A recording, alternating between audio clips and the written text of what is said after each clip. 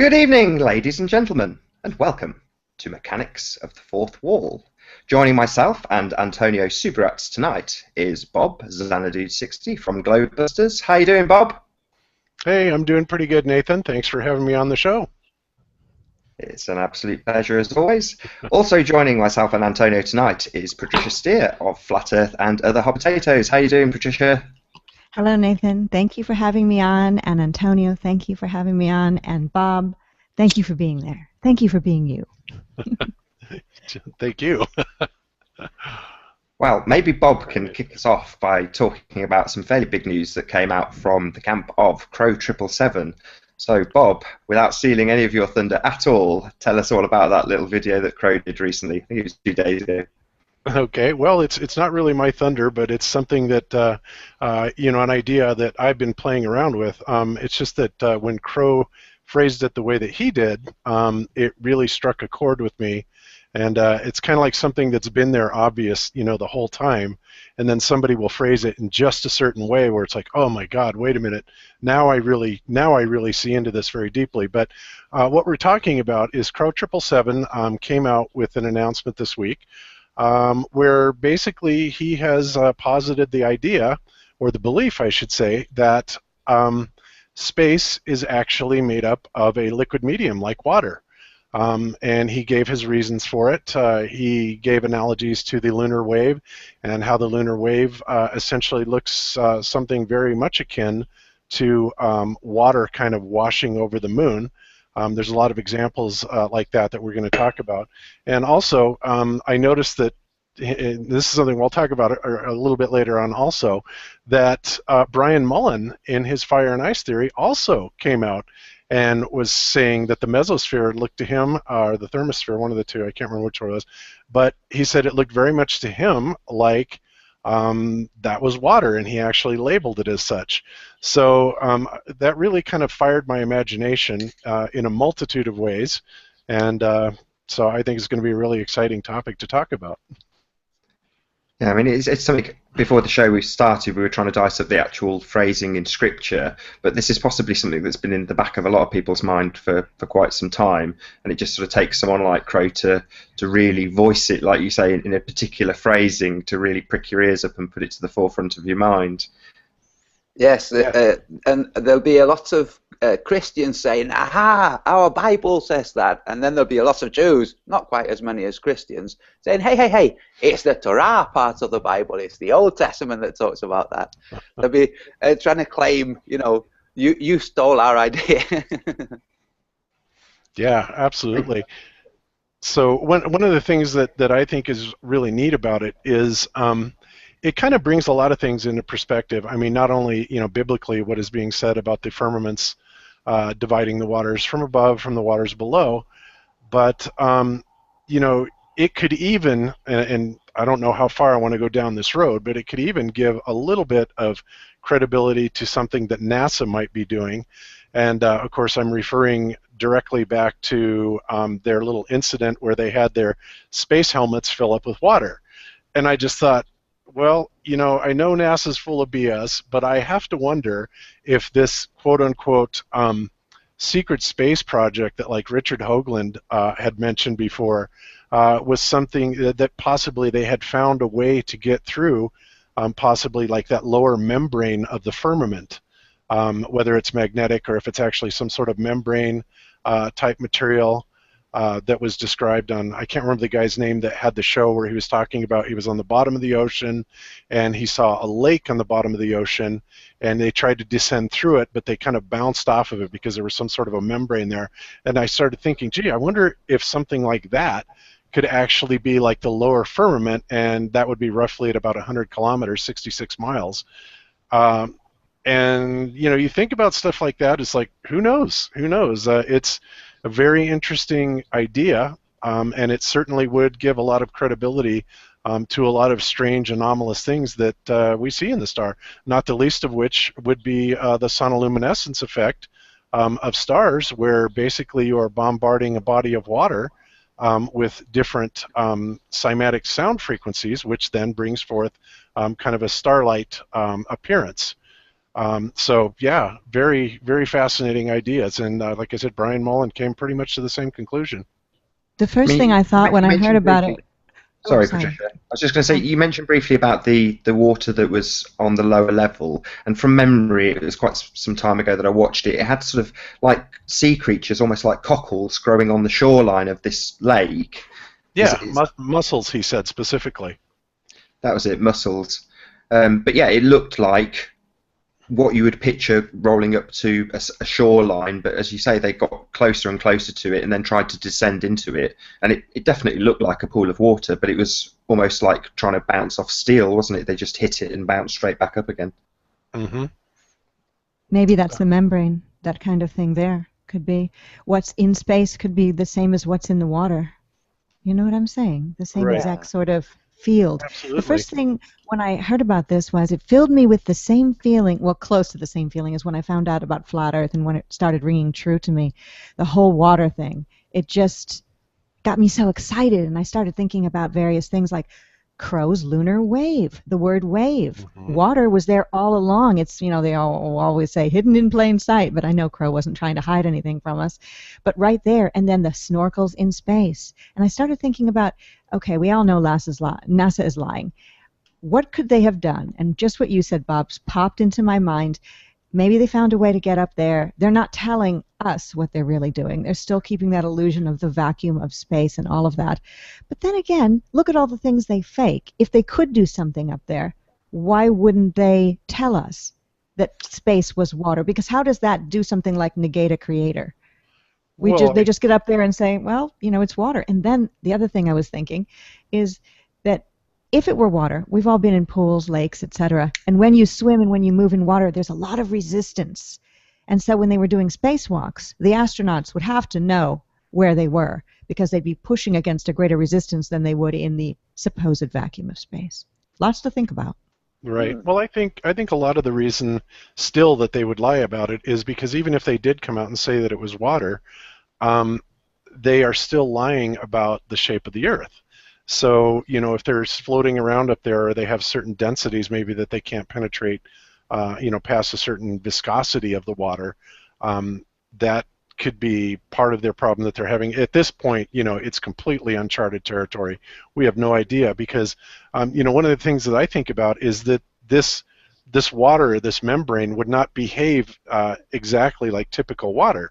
One of the things that Brian Mullen referred to, and I've also pointed this out, is the amateur rocket that was sent up, and it hit something like 60 or 70 miles, and it just stopped spinning. And that we can understand, that we can explain, because there's actually called a de-spinning mechanism, a yo-yo mechanism that stops it from spinning. But nevertheless, it seems to have just dampened and ran into something that it just kind of cushioned it. It didn't run into anything hard like a crystalline firmament, but it was more like it ran into some sort of membrane that just slowed it down. And then when the propulsion stage of that rocket blew off and fell away, it looked like it was falling away very, very slowly, almost like it was kind of traversing down through a highly dense piece of water or something like that. It was actually floating downwards. So you look at things like that. And the other thing also that I thought was very interesting is that when it did Audio. the audio, exactly, the audio sounded very much like it was underwater. And I've played a lot of the NASA quote-unquote spacewalks, and they sound very much again like they are also underwater, the GoPro. And in order to get sounds like that, you have to have some sort of medium, because sound cannot propagate through a vacuum because it has no medium to propagate through. Sound can propagate through water because it is a highly viscous medium that will take the vibration, and the vibrations will actually traverse through it. So all of these things are just kind of falling in place. And I think the way that when Crow came out and just flat out said, I think it's water, and as well as Brian Mullen, the reason that it hadn't really rang that type of bell for me before is because I was kind of going with the idea that the firmaments below and the firmaments above, that there was some sort of a chamber that would have been vacuum type that the sun and the moon actually resided in. because you just don't think about, this big ball of fire existing necessarily in in an ocean, in water. That just kind of is counterintuitive to even think of it that way. But then, if sonoluminescence works, on the small scale, then why not on the large scale? Many things about that idea, that assertion that particular level of space is liquid, really resonates for me, and it's something that I think we really need to pursue.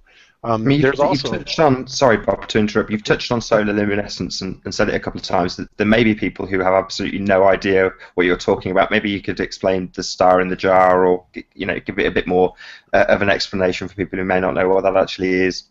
Okay, well, the star in the jar theory, they actually demonstrate it. Now, there are some people like Aaron Dover who are in great disbelief of it, and he has some fairly good points about it, but from what we've seen and what we've heard, the star in the jar, the sonoluminescence effect, is created by directing specific sound waves, and it doesn't necessarily have to be in the sound spectrum, 30 to 30,000 hertz. When the Bible's talking about God speaking, you automatically assume that it's sound in the 30 to 30,000 hertz range, like we could actually hear it. But I think that's more of a metaphor for simply the vibration. So we'll call sound all vibration from DC to gamma ray or whatever. So what the sonoluminescent effect is when you have a kind of a convergence of sound frequencies, or just waves that are converging at a certain phase at a certain point in the water. And because of the sound pressure waves where they converge at in the water, it causes the water to do something really bizarre, and that is to literally fluoresce and light up kind of like a sun. And that's called the sonoluminescence effect in its most basic form. Yes, and what it does as well, where these sound waves meet up at this point, it actually creates a bubble. So the bubble changes the medium from the fluid, which is the water, to lack of water. So it's in this bubble that the light occurs. So it's really strange. Has anybody seen, not to go off topic, but in fact it's not off topic, the footage of an alien critter flying past the ISS? No. No, I haven't seen swimming past, actually. I don't know if I can display screen.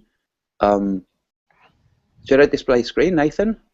Yeah, if you want to find it on your desktop and click screen share, right hand side.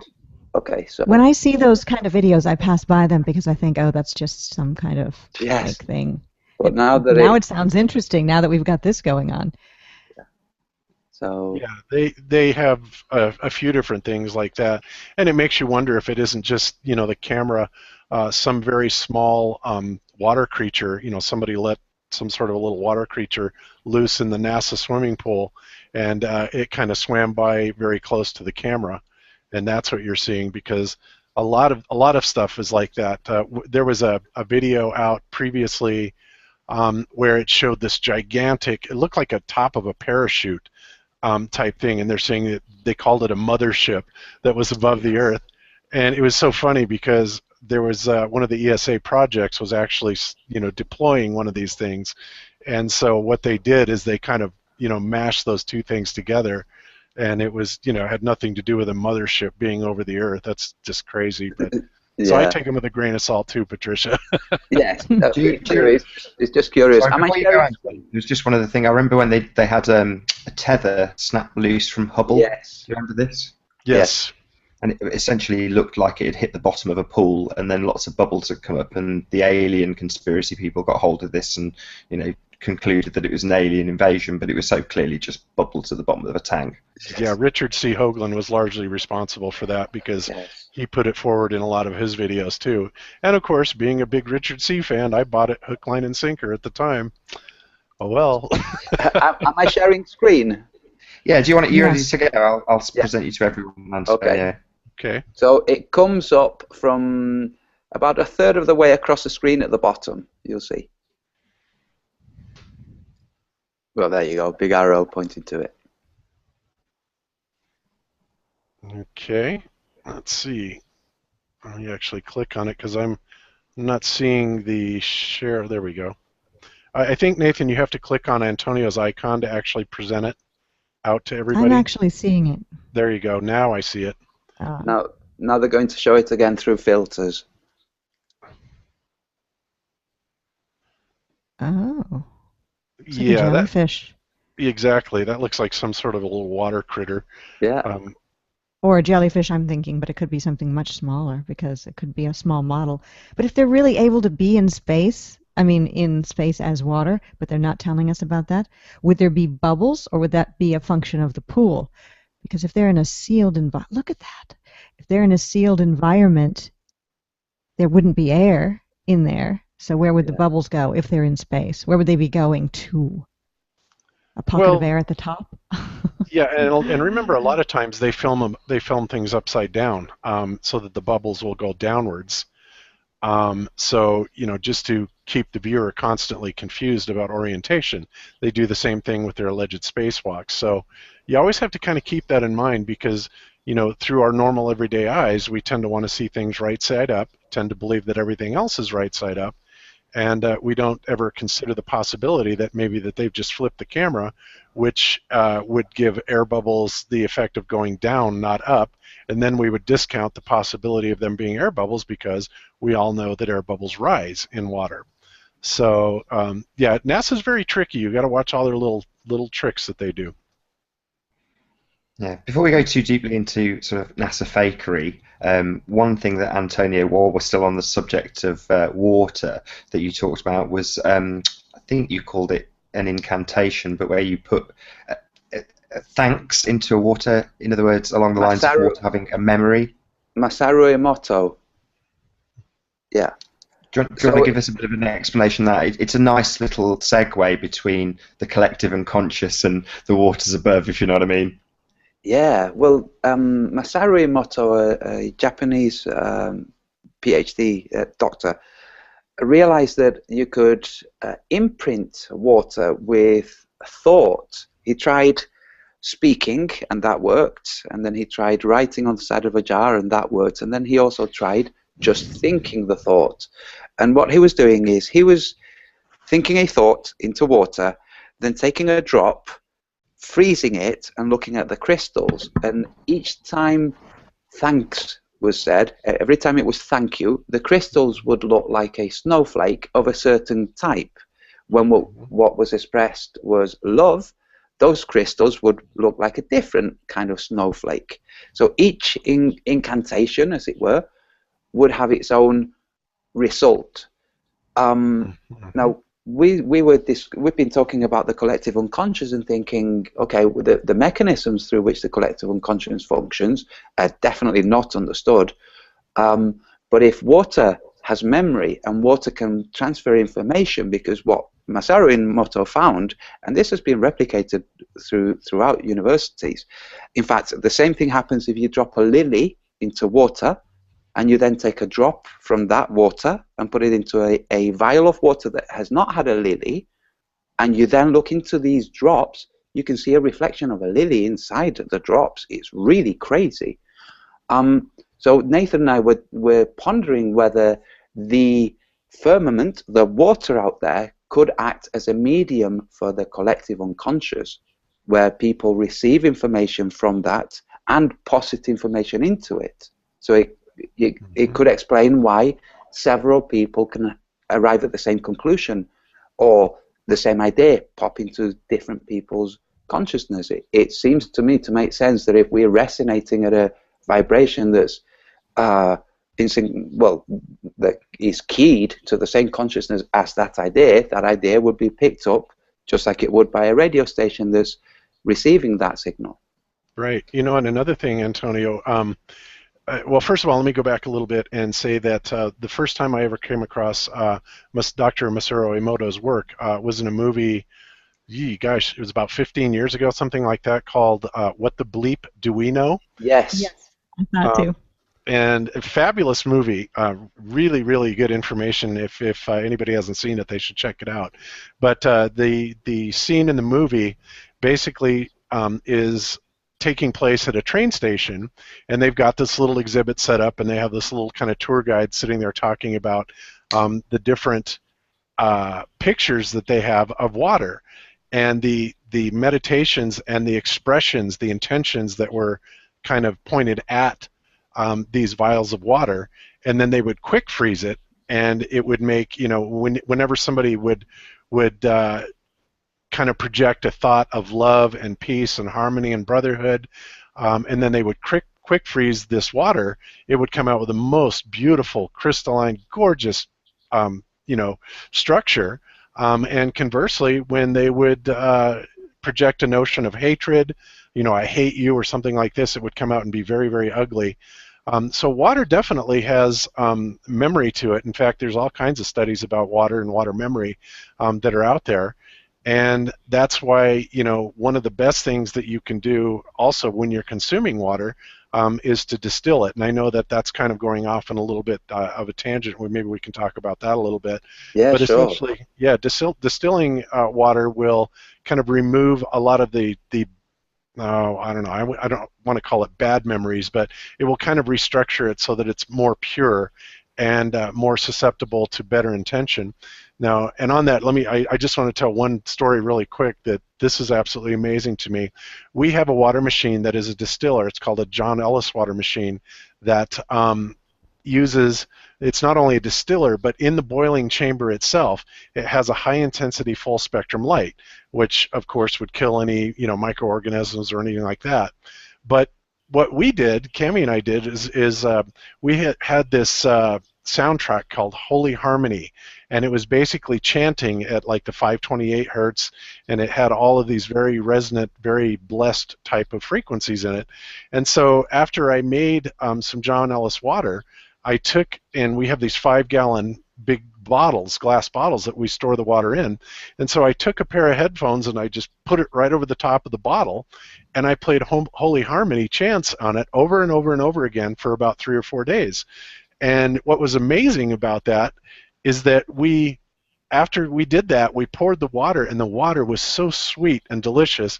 It took on a whole new flavor. It was the most amazing thing, and we thought it was a fluke initially, so we did it again and then again, and it absolutely just kept that wonderful sweet taste to it just from the chant. So, I mean, water is definitely, it takes on memory, it takes on perfect geometric form, and of course, whenever you have intentions of love or anything like that, those vibrations that come off of you actually are commensurate with the phi ratio, or the 1 to 1.618 to 1, the perfect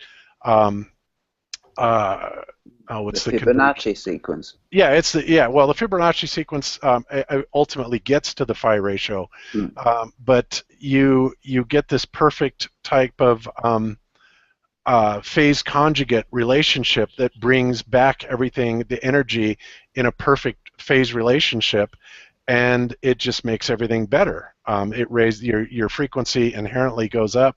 The taste of water becomes better.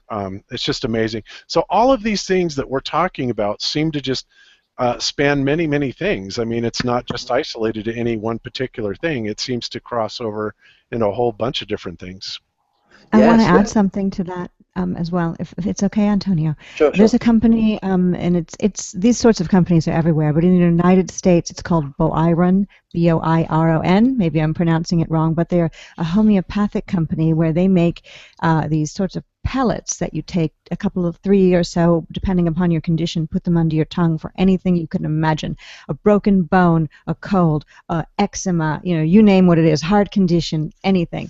And these are formed by using what you were talking about, Antonio, with the example of the lily in the water. But it wouldn't be a lily. It would be whatever substance is something that supposedly, according to homeopathy, would cure your condition. And so they keep taking this water and not distill it, but using the word distill, not like how we're using it when it comes to water. Break it down further and further and further so it's less of the lily would be in it, but the power that's in it is still there. A lot of people don't believe in homeopathy, but it's all part of this water having memory thing. It remembers the substance that it was put in it, no matter how many times over you continue to add more water to it.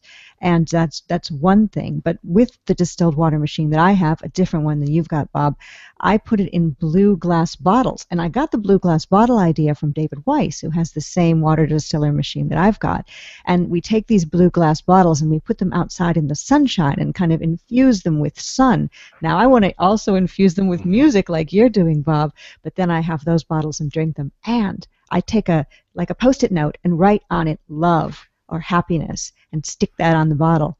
And even further of a weirdo as I am, when I eat and drink any food, I think in my head, this is providing me with nutrition, Yes. health, and happiness. Then I was thinking that could be like the way we have this tradition of saying prayers before we eat.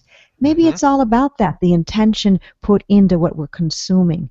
So again, everything is connected, and this whole flat Earth revelation has really, really brought that home, including this What new does the thing blue from bottle Crow. do? I mean, I'm just thinking we get nice clean rain and we have a blue sky, and then you mentioned something about a blue bottle and purification of water. So what's the connection? Blue, according to David, is a frequency that would be the best for doing this sort of thing. And I'm It going to is. trust David Weiss on this. So, yeah, I looked it up too. So I'll go grab one of my bottles and show it. Why not? Yeah, and the Yes. reason for that, the reason that the blue is, and ultimately I think violet would even be better, but it's because blue and violet are at the higher end of the frequency spectrum for visible light, okay? Whereas red would be at the very lowest part of the spectrum, and green being the center. So what you're doing is you're basically trying to just channel those higher blue frequencies into the water. And that's probably a good thing to do. Personally, you know, if when we do that, we set it in an area of our house that has a whole lot of just bright sunshine, because I tend to think that full spectrum light may be even the better way to go. I don't know, maybe one way or the other, but I certainly understand the idea behind the blue light. Yeah. And Here's the yeah, bottle that I have right here. I'm not sure if it's showing, but Yes, it's got showing. a ceramic top, and this one obviously is not used. You know, I have several that I purchased and kind of rotate them in and out. So, you know, I don't know if I'm doing something while I'm doing this, but my inner voice tells me that I am doing something good for myself. Well, this is the amazing thing about what Masaru Emoto said. Like when what you're intending the water to receive is the idea, the real sense of thankfulness, of gratitude, the water takes that. Now, if you're putting water in this blue bottle and you're thinking happy, healthy, then the water is going to take that. Well, the prayer before a meal whether is the called actual giving blue. thanks, is it not? Yes. Yes. That's what I was saying earlier. That's probably why people in many cultures pray over their food, giving thanks. And this could also be the holy water. They don't send liters and liters of water to different churches around the world. They bless it in Rome, and they then take small vials that they then put drops of into other waters. So this Look could at be baptism the holy water. as well. Yeah, yeah. right. Mm. And another area also that this is actually taking place of, I don't know how many people have seen the psychic healing that they do over in China. But essentially what it is they have surgeons that are not using any scalpels or anything like this. They are simply standing over the patient with their hands over the affected area, and they are projecting intention into like a cyst or a tumor of some kind. And it's amazing because they do these demonstrations in real time. They will take and they'll do a sonogram of the tumor beforehand, and they'll have it frozen on one side, and then they'll split the screen, and then on the other side they will have the live feed. And what they are basically projecting into the patient, you know, through their hands, is this intention and this energy that it's already healed, it's already gone away, it's already been corrected, along with a lot of love. And these technicians are very, very skilled at this. And it's amazing. You sit there and you watch this, and they will do this over a period of, I don't know, 15, 20 minutes. Greg Braden has a great clip on this. But anyway, they will do this over 15, 20 minutes, and you'll literally sit there and watch the tumor dissolve, get smaller and smaller and smaller by nothing more than intention. And you're right. The same thing goes with when you say your grace before any meal. You know, you're basically projecting that good energy, positive energy, thankful energy, the attitude of gratitude energy into the food that you're eating, and it literally energizes it. And this is far past science fiction, and it's far past speculation. We can actually see these energy transfers, like I mentioned on a previous show, that takes place through Carillion photography. You can actually see the life force become enhanced when you are projecting this type of energy purely through intention, and that's why meditation is very, very important to be able to kind of fine-tune that capability. Mm-hmm. So I think what was the music you were playing for your water? It's called Holy Harmony. You can get it, and all it is a chant, and it goes over and over and over and over and over. But I know you can't hear me say that. Yeah, so yeah, we can hear you now.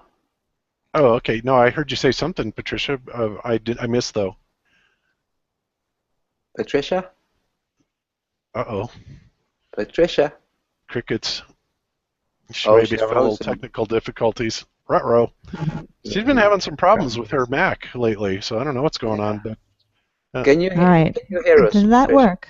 Everything good? Yeah, we can hear you now, Patricia. That's better. Was it me? You know what? I thought Bob's mic was muted. Yeah, so, well, we can all individually mute our mics.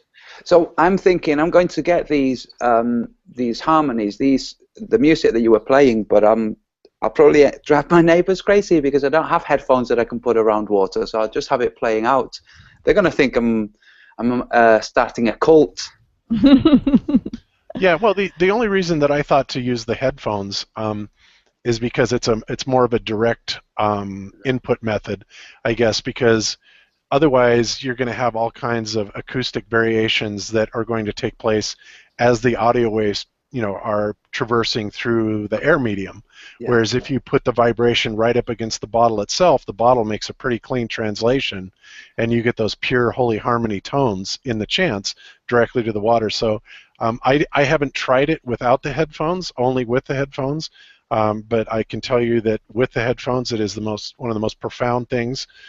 It's unbelievable. It just makes that water the sweetest thing you've ever drank in your life. It's incredible. Look at plants, how plants grow when they're exposed to even a soothing, loving human voice, more so than when they're involved in a very loud, sort of aggressive atmosphere.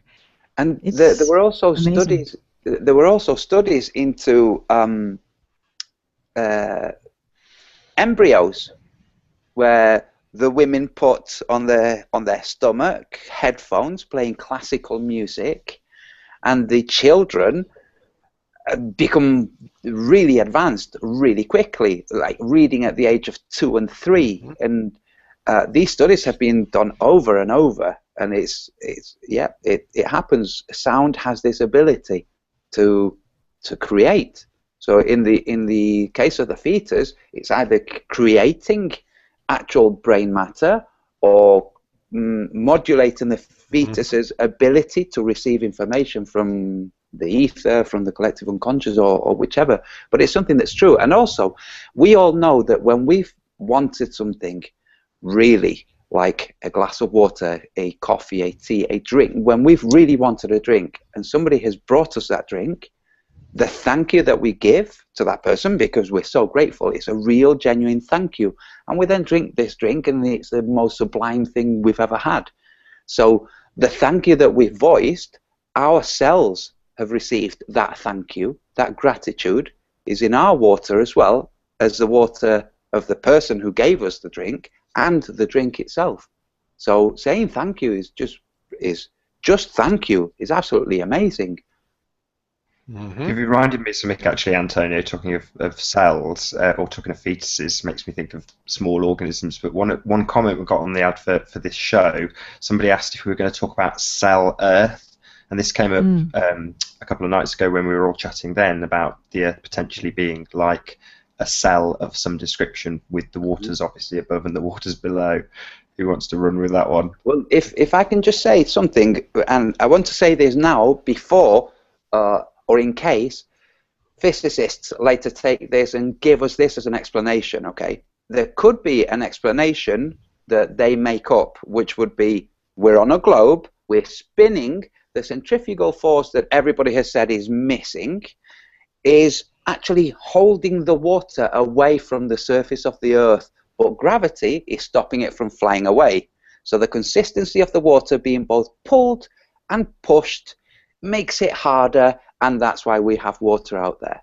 This is something that they could say that fits within their theories of gravity and centripetal and centrifugal forces. It makes me think about sort of school education. So obviously we all talk at length about being taught about the globe, but the water cycle is something we also get force-fed at school and how it works with obviously evaporation and so on and so forth. But that's something that could definitely do with another look at, wouldn't you all agree? Yes. Oh, absolutely. In fact, I got an email from CD last week, and he said, "Hey, Bob, think about this for a minute. What if this reality is more of a cellular type reality?" And he started going into plant cellular structure, and he gave me several examples of it. And I was looking at that thinking, wow, that could be very, very applicable. That we are in some sort of a structure that resembles that of a cell. So I definitely would not discount that idea by any means whatsoever. And also, water, it seems like it's definitely one of the most abundant things on the Earth. And its constituent elements are hydrogen and oxygen. And hydrogen, they say, is one of the most abundant elements in all the universe. So there's something to it. I mean, that seems like that's one of the very base elements of creation.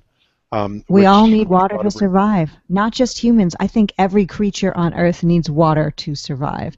I can't think of one that doesn't. And also, we start out as human beings in the uterus, inside the amniotic fluid sac. So we are in a semi-permeable barrier before we are born, which is really interesting considering there may be some kind of semi-permeable barrier above. Right. And the old as above, so below, or so below as above, excuse me if I've got that wrong. These things all seem very connected. We start out as a single cell as well, we human beings, everything. So it's all mind-blowing.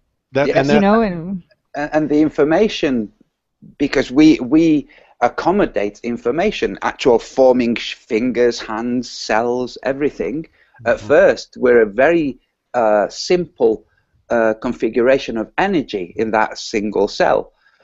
The energy that comes to us from the nutrients from the mother and the consciousness or the orders for structuring, which we think it comes from DNA, it's like fluid has information. We're in a fluid in the womb, and there's a transfer. So information in the fluid to information in the fluid, which we then carry on taking in fluid with this membrane on the outside of our body, this organ that keeps all the fluid in. Is wow. Like, yeah. And air is a fluid as well, really, when you think about it. Well, yeah, it has its water elements in it for sure, and that kind of brings us back around full circle to the idea of, at 100 kilometers, we've got some sort of a membrane up there that is kind of a gradual increase of viscosity until you finally get into the liquidness of outer space. And of course, cells have membranes, just like, same type of structure. So I mean, the more you kind of take this line of thought, the more it actually starts making sense that the Earth could be, the circle of the Earth could be in this sort of liquid type bubble that not only has liquid aspects to it, but clearly there are also electromagnetic aspects to it, which opens up a whole nother world of possibilities as well. It also, if space is truly liquid, then Mr. Thrive and Survive's idea where he was trying to show, I guess let me back up a little bit. One of the things that flat earthers get criticism from ball earthers is they say, well, on the equinoxes, on a globe Earth, you will see the sun rise at 090 and set at 270, which is east and west, essentially straight east and straight west, no matter where you are. And of course, in the flat Earth model, that represents a huge problem. Unless, so one of Rich's Thrive and Survive's solutions to that was to basically have, the example he gave was to provide a glass, right? And he's moving the glass back and forth across the sun, and the sun looks like it's in all these different positions at the same time. Well, if it's truly water that's up there, the water can do the very same thing, the exact same effect that Rich was showing. And furthermore, there was a video that My Perspective did that was talking about if you have a floodlight or you have a sunlight source and it's shining down on the Earth, you're not going to get the type of lighting that we actually see where things are backlit. And so My Perspective was saying there has got to be another source of lighting. Well, enter the sun and the space model where we're essentially surrounded by this water, and anybody that has an aquarium knows that, you know, if you have a light inside of an aquarium, that light seems to propagate all throughout the aquarium, and it kind of gives you an even distribution of lighting because of the refraction in the light in the aquarium itself. So, wow, all of a sudden these things start falling into place because we're not looking at the sun as being in a vacuum, where it would not have these refractive properties other than by possible electromagnetic, you know, phenomenon like I've talked about with the Faraday effect. But it just seems like it's a lot more logical that it would be propagating through water, have the refractive properties of water, which would give us our sun at all different latitudes, looking like it's coming directly from 090 and setting at 270. It's just beautiful. It answers a lot of questions when you look at it in that perspective. Especially if it's a dome shape, you could have these ridiculous sort of speed changes that the flat Earth model currently has for the sun, perfectly accounted for just by the shape of that cell. But also, Exactly. even if the surface area where the firmament is, even if that was not concave, it would still seem concave to us by the relative effect of light. We could see this, that there's the famous footage, balloon footage from over the Caucasus Mountains, and the balloon is capturing the sun and the moon as it's spinning. The camera is capturing the two of them, and the surface below the balloon is white, and you have the sun over there surrounded by black, and on the other side the moon surrounded by black. So the sun is not in an area of the sky that's blue. The balloon is capturing, the camera on the balloon is capturing the sun, but that area of the sky is not blue. But on the surface of the Earth, where they're looking up at that sun, it is blue. And the reason it seems to me that the blue has not reached the point where the camera is interference from the atmospheric qualities of the fluid. Mm-hmm. And one other thing I kind of wanted to throw in too, as I've been looking at several different models, you know, I'm still looking at Free Energy's, you know, kind of repetitive space model, but also there's another guy named Aaron Dover that has come out with his yin-yang theory. Okay, and I pretty much agree with that. Not only that, he shows that it very clearly works on the sunrises and sunsets. But up until a few days ago, I was looking at that that yin-yang kind of light formation, that tapering fish that's kind of curling back, as part of the centrifugal vortex that would be emanating off of the North Pole that would give that effect. But there's another thing that I think could do it too, is if they're actually going around up there and they are agitating this liquid, so to speak, they would kind of have this vortex. Like a propeller. Precisely.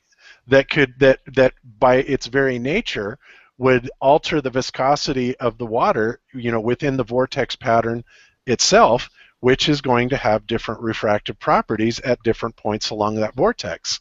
So that's something else to me that makes a lot of sense.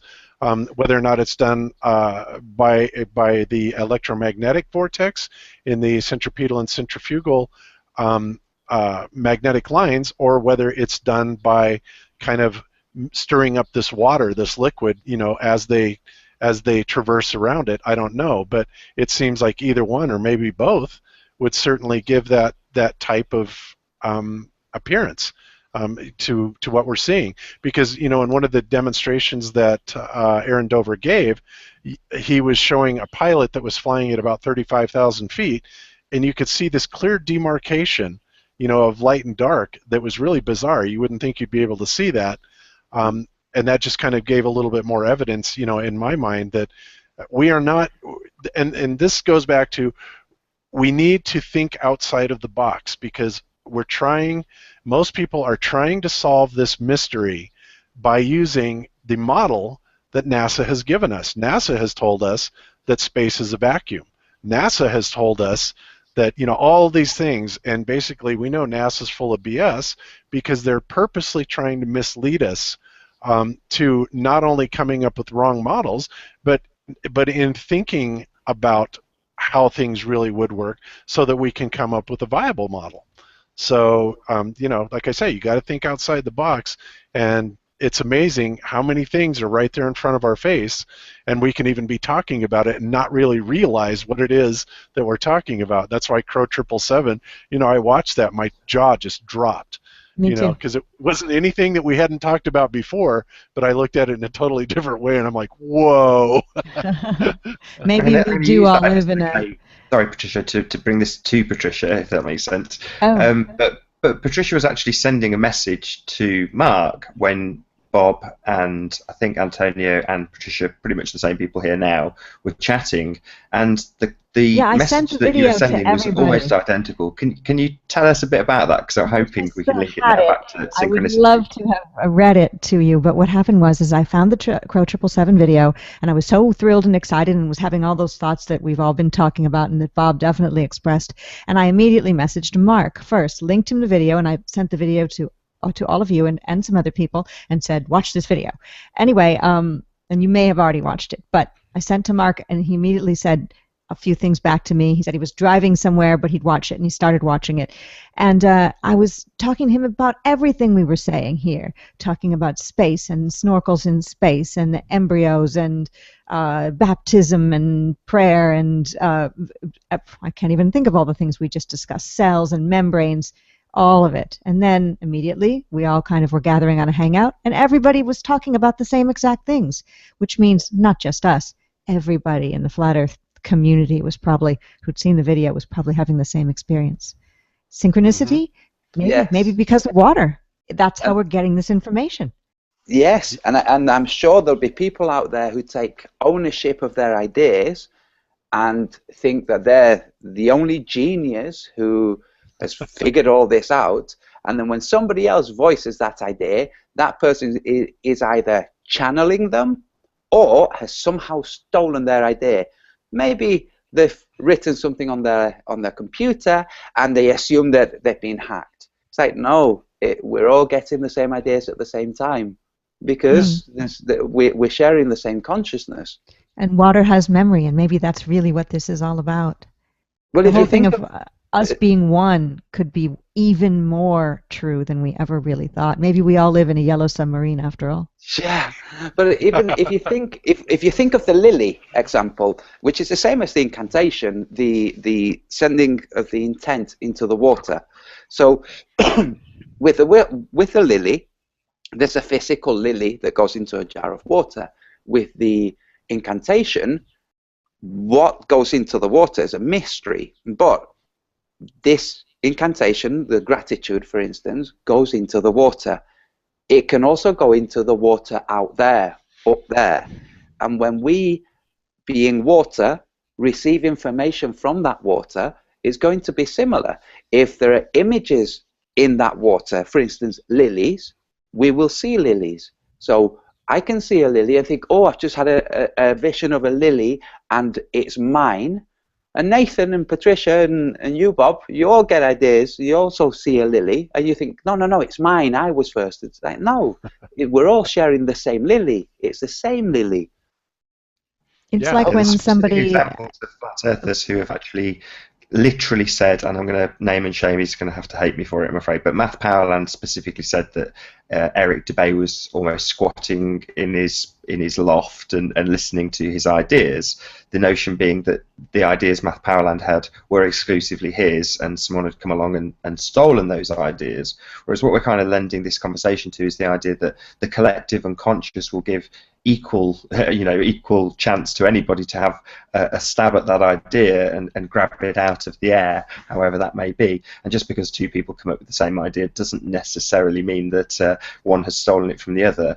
And Validation Boy, who's coming in for a bit of a kicking occasionally because he's a good example of this, specifically said that he felt that Orphan Grey, or Sasha, Orphan Red, was channeling his ideas. Now, nothing could be further from the truth. Obviously, Sasha is not being channeled or channeling Validation Boy. They're just subject to the same ideas coming from this, as we call it, the collective unconscious.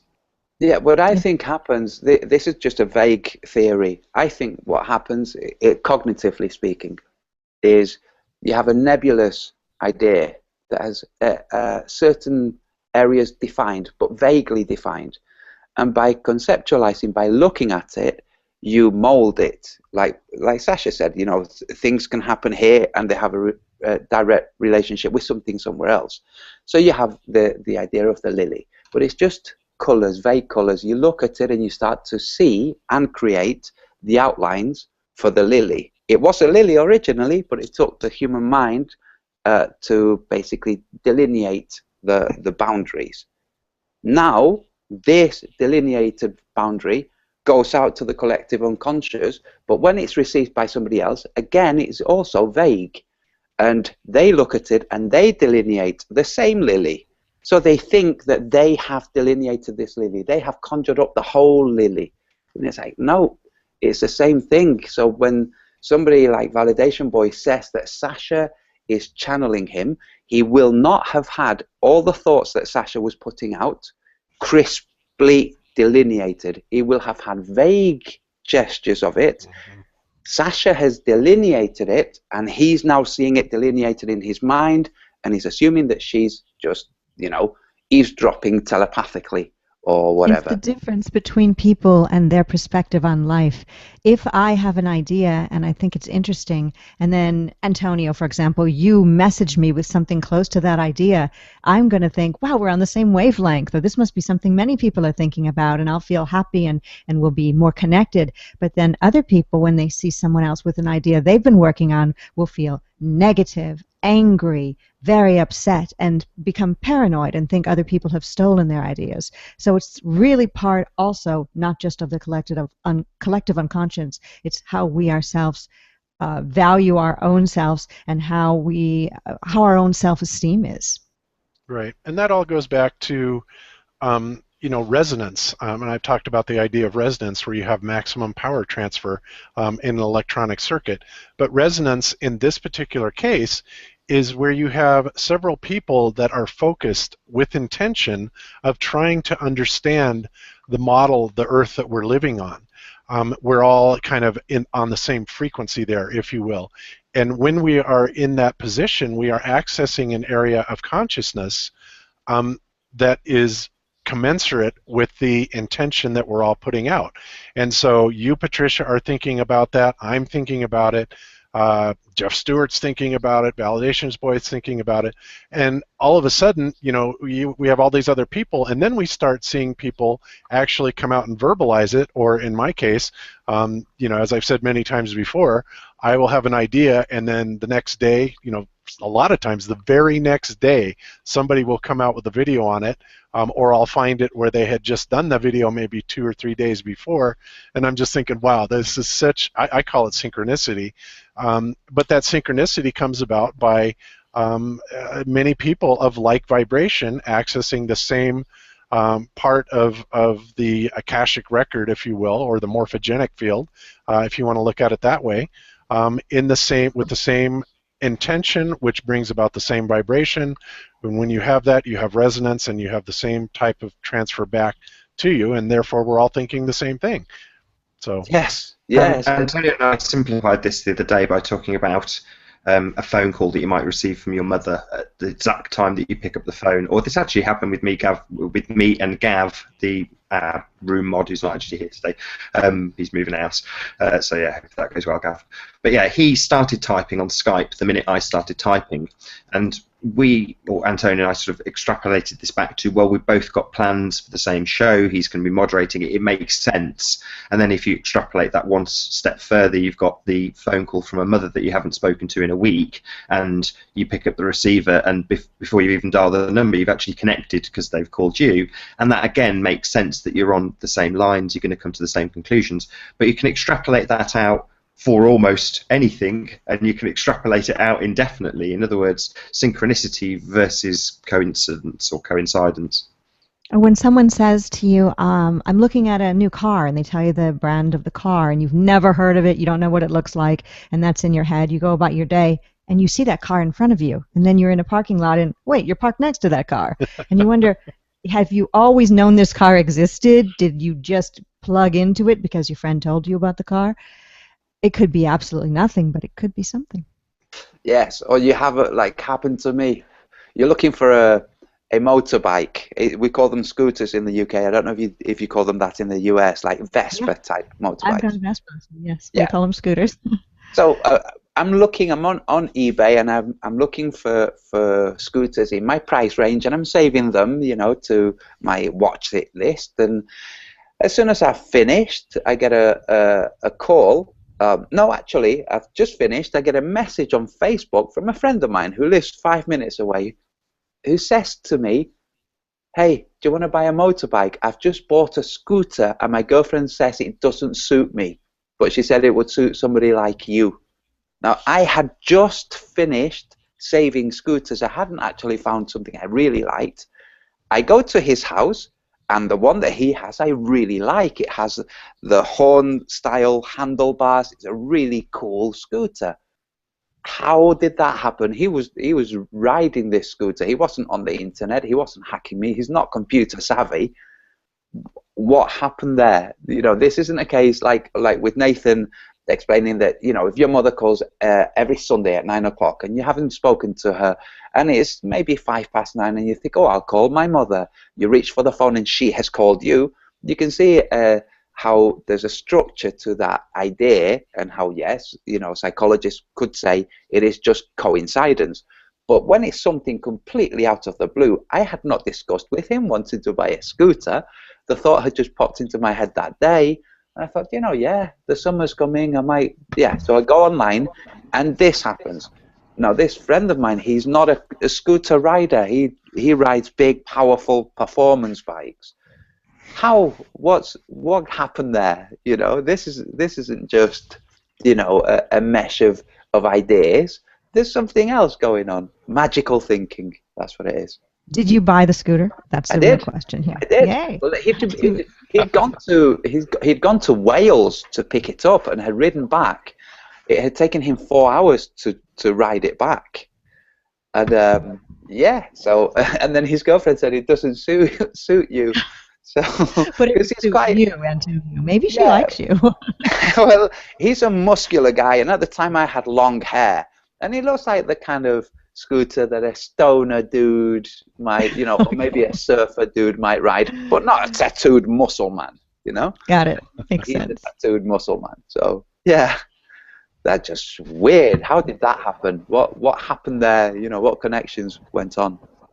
Yeah, it's kind of like going back to back in the old days when we had normal landlines. Well, I guess we still do today, but a lot of people have cell phones. But how many times, back then, had you just thought about calling somebody, and you pick up the phone and it hasn't even rang, and they're already on the phone, thinking, yes. "Oh my God, I was just thinking about you." Like, what? Who? Why are you on the phone? Why are you on the phone? You just called me. Wait, I just called. It's like this confusion moment, and then you realize it.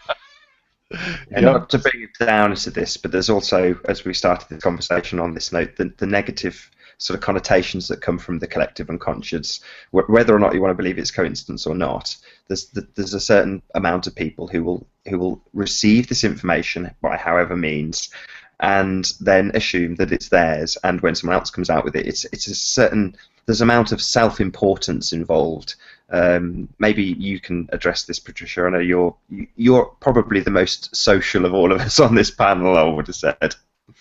Well, I do see these sorts of things happen. Sometimes I feel like I am a den mother for certain aspects of the flat earth because I have a somewhat neutral position. I guess I've given it to myself of being an interviewer, and so I try not to take sides. But I do see this exact same thing happening with people believing things that aren't true about situations, about other people, and then acting on it by, creating issues within Hangouts, making videos, and on and on and on. So I watch it from this perspective of being somewhat neutral on the issue, and I sometimes get caught in the crossfire personally when it comes to that. And I'm sure anyone watching's maybe seen a video or two where that sort of thing is happening. One just came out, another one just came out today on me. So people getting caught, people getting confused, getting the wrong information, maybe from the collective unconscious, running with it, not actually conferring with the person who could solve all of their problems, and instead going right with a video. So, and what I found is the same people who claim ownership of an idea are also the kind of people who resent not being paid attention to. They don't think, oh, I've only had a couple of hundred views. Next video I make, I'll change something, I'll add some humor or better visuals. And no, they deserve more attention and they haven't received it, and therefore there's something wrong. It's almost as if they're trying to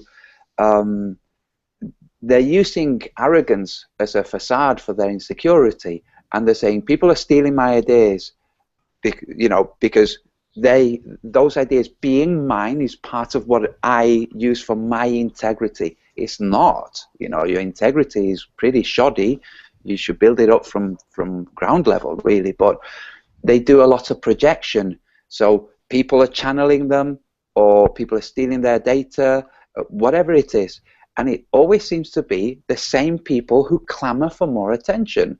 It's like they're thinking, other people are stealing my ideas, and because they are voicing those ideas, they are getting the attention, which is rightly mine. I had the idea first.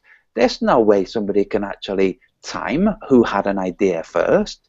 There's no shared database where whenever somebody suddenly has an image of an apple pop into the mind, they quickly go on and write apple, and it gives you a timestamp, and somebody in China who thinks it 3 minutes later, there's a discrepancy, and you could say I win. It's not a competition. Well, Antonio, a lot of that comes from this resonance thing. Again, it not only works for the positive energy, but it works for the negative energy. A good example that I can use that I noticed is a lot of times if you're driving and you find somebody that's going way too slow in front of you, or they sit there at a green light and they're not going, and you're just like going, and you're starting to get really angry. And what I've noticed that when that happens to me, or somebody will cut me off and it'll make me mad, and I'll get into this, kind of negative funk, well, I will notice almost immediately that I will draw that type of other driver energy towards myself. And other people will come up and they'll try and cut you off, and then they'll have this attitude and they'll try and pick a fight with you. Or several other things. So I think Sorry, Bob, you gave a really cracking example of a friend of yours that this. Yes, tell that story again. It's a good one. Yes. Oh, okay. I'll do that. This is a story about my friend Chuck, and this was about 20 years ago before I met Cammie. I lived in an apartment complex, and there was a guy named Chuck who used to hang out with us, and we'd all go shooting guns together and stuff like that. But Chuck lived in his van, okay, and he would come over to the house, and I'd let him use my shower and stuff like that. And I'm like, Chuck, how come you're always like kind of hanging in the parking lot? He goes, well, because I hate driving everywhere. And I'm like, why? And he goes, because every time I drive anywhere, I get cut off by people constantly. And I mean, he would talk about this endlessly over and over and over again. Now, I will also say that Chuck is kind of a self-defeatist type of person also. He has kind of a negative attitude about his life and things in general. Thus, he's living in his van, right?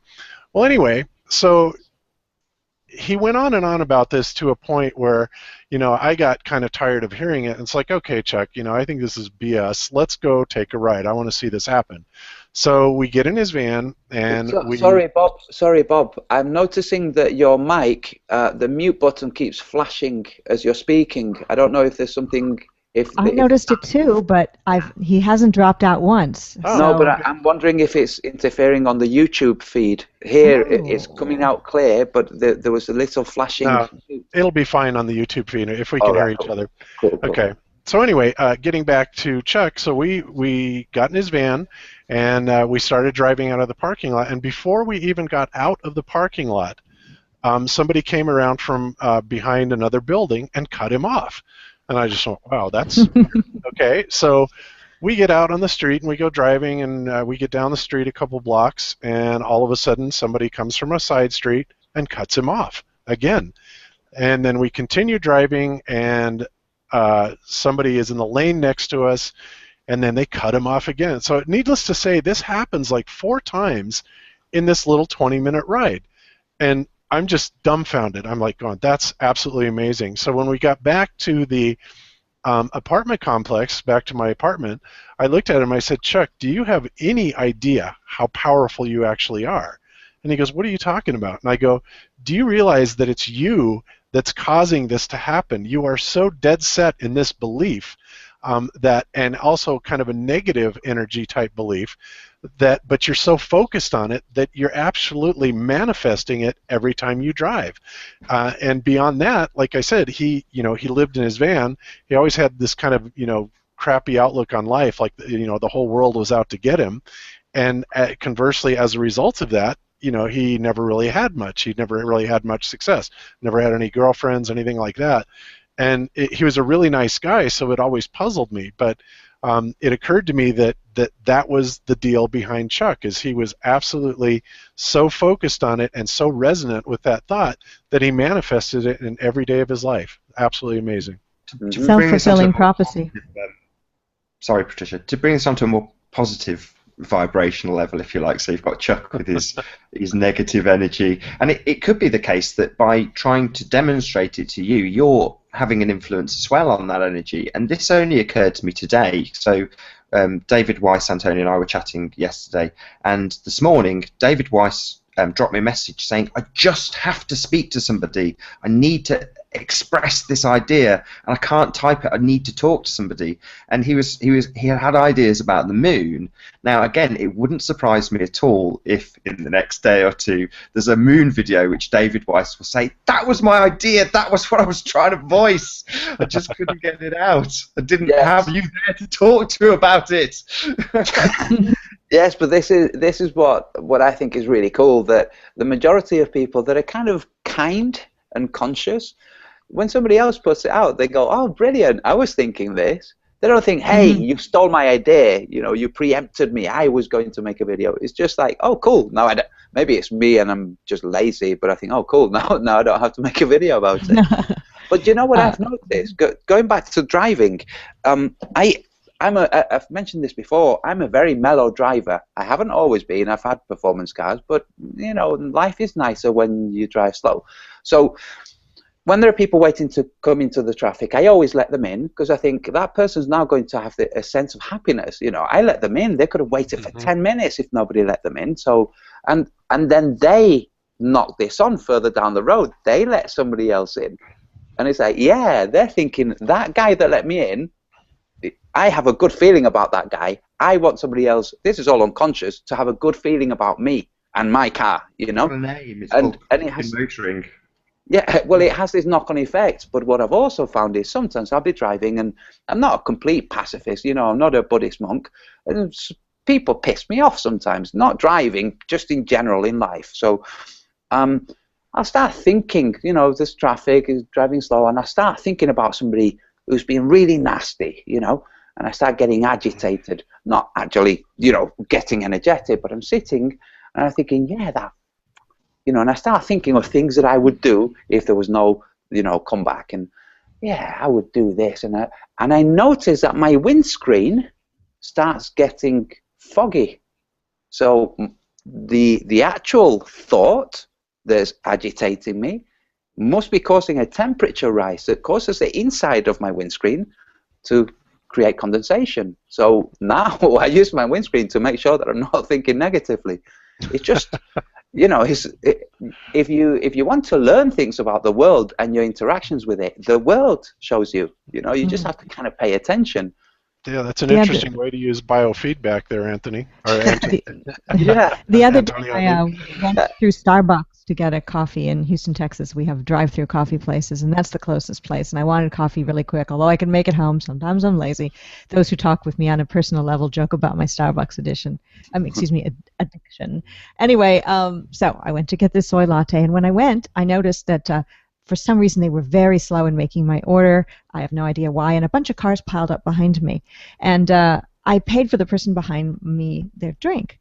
And I would hope, you know, it's nothing, it's just like a couple of extra bucks. And I was thinking, wouldn't it be great if that continued on and a bunch of people continued, you know, with the chain? And, you know, it's pay it forward, but in my case it was pay it backwards to all the cars behind me.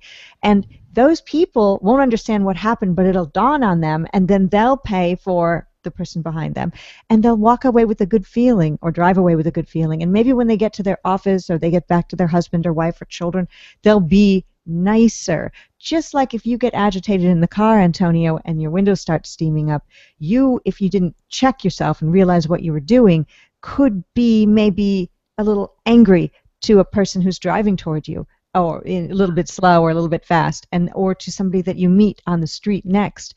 So it's kind of that sort of same thing. It's all part of the consciousness creating. It sounds very new agey, and I'm not new age at all, but it is that doing nice things, being nice, creates niceness all around you, and who doesn't want that? Right. Yeah. That's where karma comes from, the idea of karma. Because you know, when you're resonant at a certain energy, you may not necessarily draw back that same type of energy right away. However, like when Antonio, you know, talks about letting somebody in, and then there's this gratitude that comes from them, well, that energy is kind of put out towards you, and it's stored in this karmic database, if you will, that it will usually come back to you at some point, and even, you know, several fold over. And again, a lot of people say, oh yeah, this is all new agey, but you could say that, but I think that if you actually practice this line of thinking and you start actually paying attention to it, with what your intentions are, with what your vibrations are, I think the demonstration will prove itself beyond any shadow of a doubt. And then it's hard not to become a believer. And then, of course, when you do become a believer, you have invested it, like Chuck did, in your own belief system that this is the way things work. And when you believe it even more, then it continues to manifest, and it changes your entire life that way. There was a nice example that was on My Name is Earl, which obviously deals with karma, and it lends itself to something that Antonio is trying to get the idea out of, which is God not having a beard, God being some kind of vibration or part of many different vibrations. And in My Name is Earl, there was a bad character that had done many, many horrible things, but was actually quite nice to Earl, but then pissed him off, and Earl thumped him and knocked him out. And as a consequence of this, the guy went to jail and got his just deserves for all the wrong things he'd done. And Earl was kind of caught up feeling guilty for having done this. And his brother, who's not necessarily the sharpest tool in the box, pointed out that karma doesn't have fists. In other words, it's the vibration that's acted upon Earl and made him do something that had no relevance to his, as you put it, the database of karma that he put in, or his relation with the guy. He was just acting on karma's behalf. He was karma's fists on that occasion. But karma itself doesn't have any. It's like God, it doesn't have a beard. But going back to your point, Bob, the attention, you know, so if you think that you can magic the most convenient parking space, and you I get do the that most all the convenient time. parking. Yes, People me call too. it parking karma. Yeah. I hear people say, I've got good parking karma, and they just get a space right in front. Yeah, so same here. And when I've done it with people who are incredibly skeptical, they just scratch it down to coincidence. You know, they say, there's no way you could have known. It's like, yes, I didn't know. I was expecting, you know, that's what it starts with, hope and then expectation. And you pay attention to that. So what you were saying, Bob, it's like the attention itself is what causes the observer effect that is so famous now in the world of psychology and science. Humans observing something mold or interact with that thing that they're observing. So if what you're observing is how life responds to you, and your attention is on noticing all the benevolent ways that it responds to you, that's what you see. So it reinforces that you're paying attention correctly, so you do it more, it reflects back more, and everybody has bad things. I just recently had an abscess. You know, I didn't think it's because of, I didn't pay it much mind. It's gone, and you know, thanks to antibiotics and colloidal silver. But there are people who I know somebody, and all she ever really talks about are problems. There'll be maybe a few minutes of light banter about, you know, just inconsequential things, but then she'll veer the question or the situation to discussing her problems. And this is what she does all the time. And I explained to her once that her problems aren't monsters waiting around the corner that will jump on her. I said, if it's a problem, it has a solution. If it doesn't have a solution, it's a circumstance, not a problem. So learn to deal with it, but don't walk around with your shoulders hunched thinking that a problem is going to jump on you. That's not life. But some people just can't get it. You know, pay attention to what you like. Pay attention to children. You know, when children playing happily, you know, just notice the happiness instead of looking for the strange guy sat in the park, you know, in the big overcoats and having all that dark thoughts. No, you know, dictate your own thoughts yourself. That's maybe where a lot of strange, over-the-top paranoia within the flat Earth community and any truth community might come from, is people aren't paying attention to the good things, the happy things, like you said, Antonio, the children playing. They're looking for the guy in the dark trench coat in the corner doing some Masonic activities with his hat pulled low over his eyes, you know, when they're by thinking it, they're creating that guy who wasn't even there in the first place. And then they're acting as if that guy exists, and then it's creating a whole domino effect of negativity. And you can sit there. The truth is, I've been to a park where there's been a dodgy guy. Yeah, this has happened. So I've been in the park, and you know, with my nieces and a bunch of kids, and my sister, and there's a dodgy guy just sat there, okay, and say, oh, is that guy dodgy because of all the negative things that could be associated with him? Or could that guy be dodgy, sat there on his own, looking all shady, because his grandchildren were killed in a car accident and he goes to the park to remember them? We have no way of knowing. We're not going to go up. We're not going to ask a policeman to profile him. You know, we have no way of knowing what's going on. But if you sit there thinking that the world is dark, then the world is dark. If you sit there thinking the world is not so dark, then it's the same thing. The world is not so dark. The Dalai Lama said it. Life is hard for those who believe it's hard. There. Isn't there the character Eeyore that's in Winnie the Pooh, who is the donkey? I believe he's a donkey who's always complaining, and negative things are always happening to him. And I've known many people like that. Now, we all do complain about things. It's the normal thing when you're with friends. You'll talk about this bad thing that happened, and then you'll talk about good things. But we've all known some Eeyores in our life. And I used to work for a radio station in California, and the engineer, the guy who was responsible for maintaining the sound quality and the towers and everything like that, and the equipment of any sort, was always complaining that nobody paid him any attention, nobody appreciated him, and he was better than this other guy who got a promotion over him. This would go on for years, to the point where most people at first tried to help him and reassure him and buck him up, and most people started ignoring him, and sadly enough found out that a year ago he died of a brain tumor. Could it be self-created? Could it be unrelated? We don't know, but why take the risk of being that Eeyore type character? Well, that's a nice link, actually, Patricia, we've talked about self-importance, and one of the things that I like to highlight is that Flat Earth has not brought self-importance, but self-worth, or the realization of one's own abilities. And this is something that probably ties into the collective unconscious, in the respect that some people might view it that suddenly I have this grandiose, this great information. It's all me, me, me, as opposed to realization that potential the social aspects will magnify this, and that the realization has come through one's own ability to realize one's ability. So for the guy who thinks no one's watching him, he doesn't actually realize, like I've forgotten his name already, the guy having people cut him off, how powerful he really is. It's Chuck. Yes. He lives in a van down by the river, for those who know that joke. Yeah, so Chuck is very, very powerful, and in the same way, so is the guy who died of a brain tumour, and he's brought on a lot of negative energy. And for me, Flat Earth meant that I could suddenly start looking out the window instead of at the television screen, and that's something very, very empowering when you realise that you have the ability to question things quite fundamental, or fundamentally question things. Right, and to kind of take it beyond that, I'm sorry, Antonio, No, to kind of take it beyond that, I'll give you one other example, and I told you guys about this the other night in our hangout, and I don't think Cammie will mind me saying it, but when you understand that this is the way that things work, and that you really have much more control over your life than you ever thought that you would, I'm going to give you an example of how we've manifested that in our life between Cammie and I. Before we had Jaren is now 12 years old.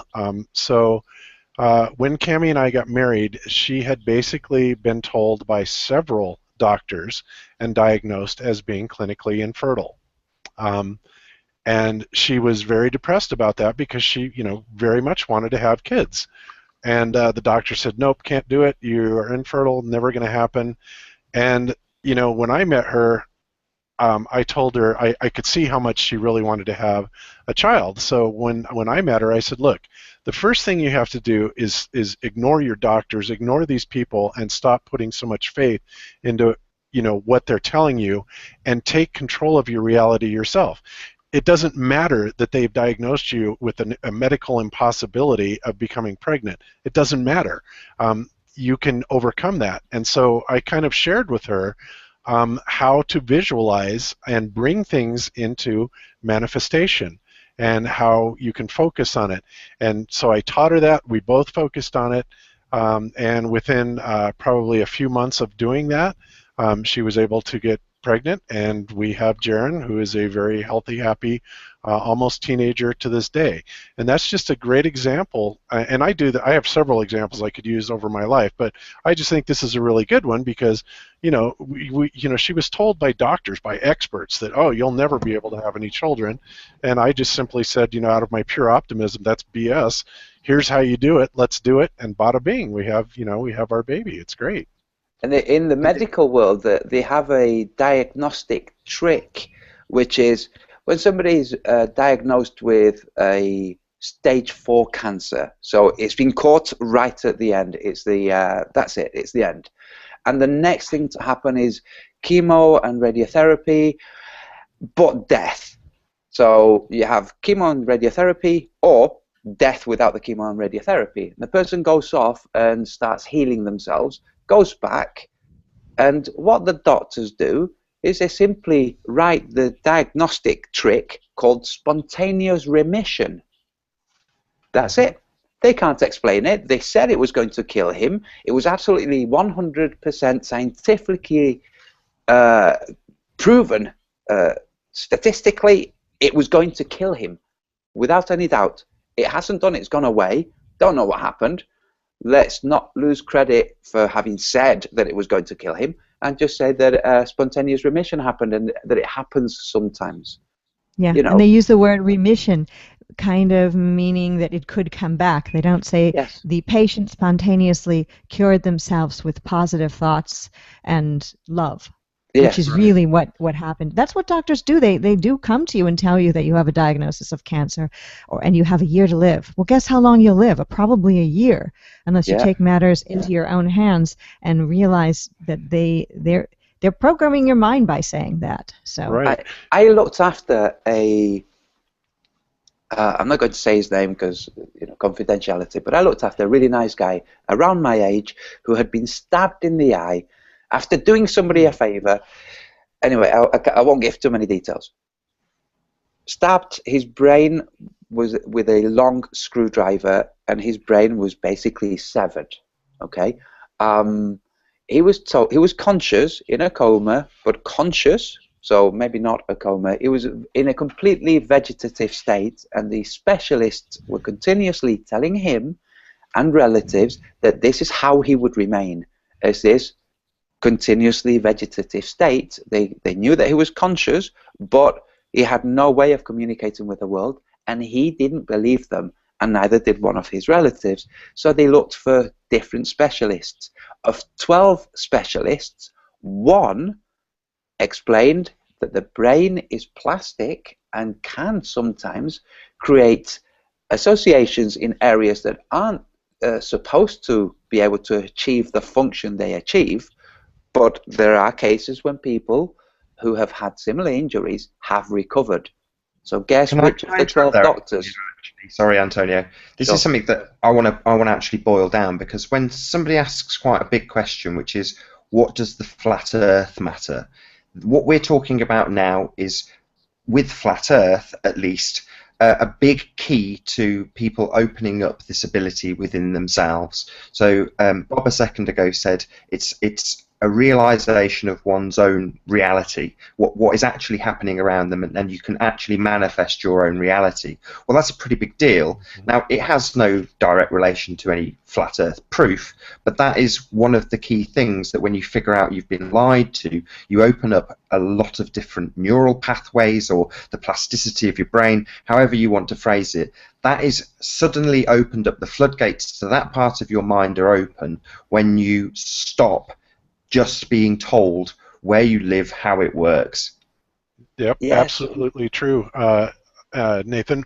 I want to go back and address one thing that Antonio was talking about.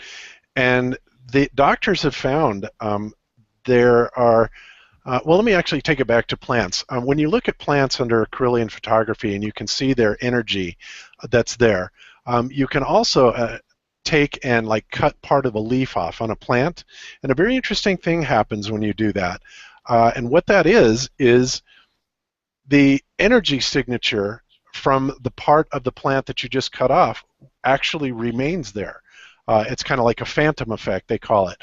And this, again, is a big clue to a lot of things that are holographically in our nature. And when you were talking about the guy where, you know, part of his brain had basically been taken out, and the doctors are saying that, you know, while new neural pathways can be brought about, they've actually had people that have been gunshot victims where it has taken out a large part of their brain, or they've had some sort of lobotomy, and they will recover to virtually 100% functionality. And again, they attribute this to the holographic nature of the brain. And you know, like I said, an analog is what you can see under Kirlian photography. So taking that and then going back to something else that we were talking about, you know, when I was talking about how your intention will allow you to manifest things. The intention comes out of a belief system.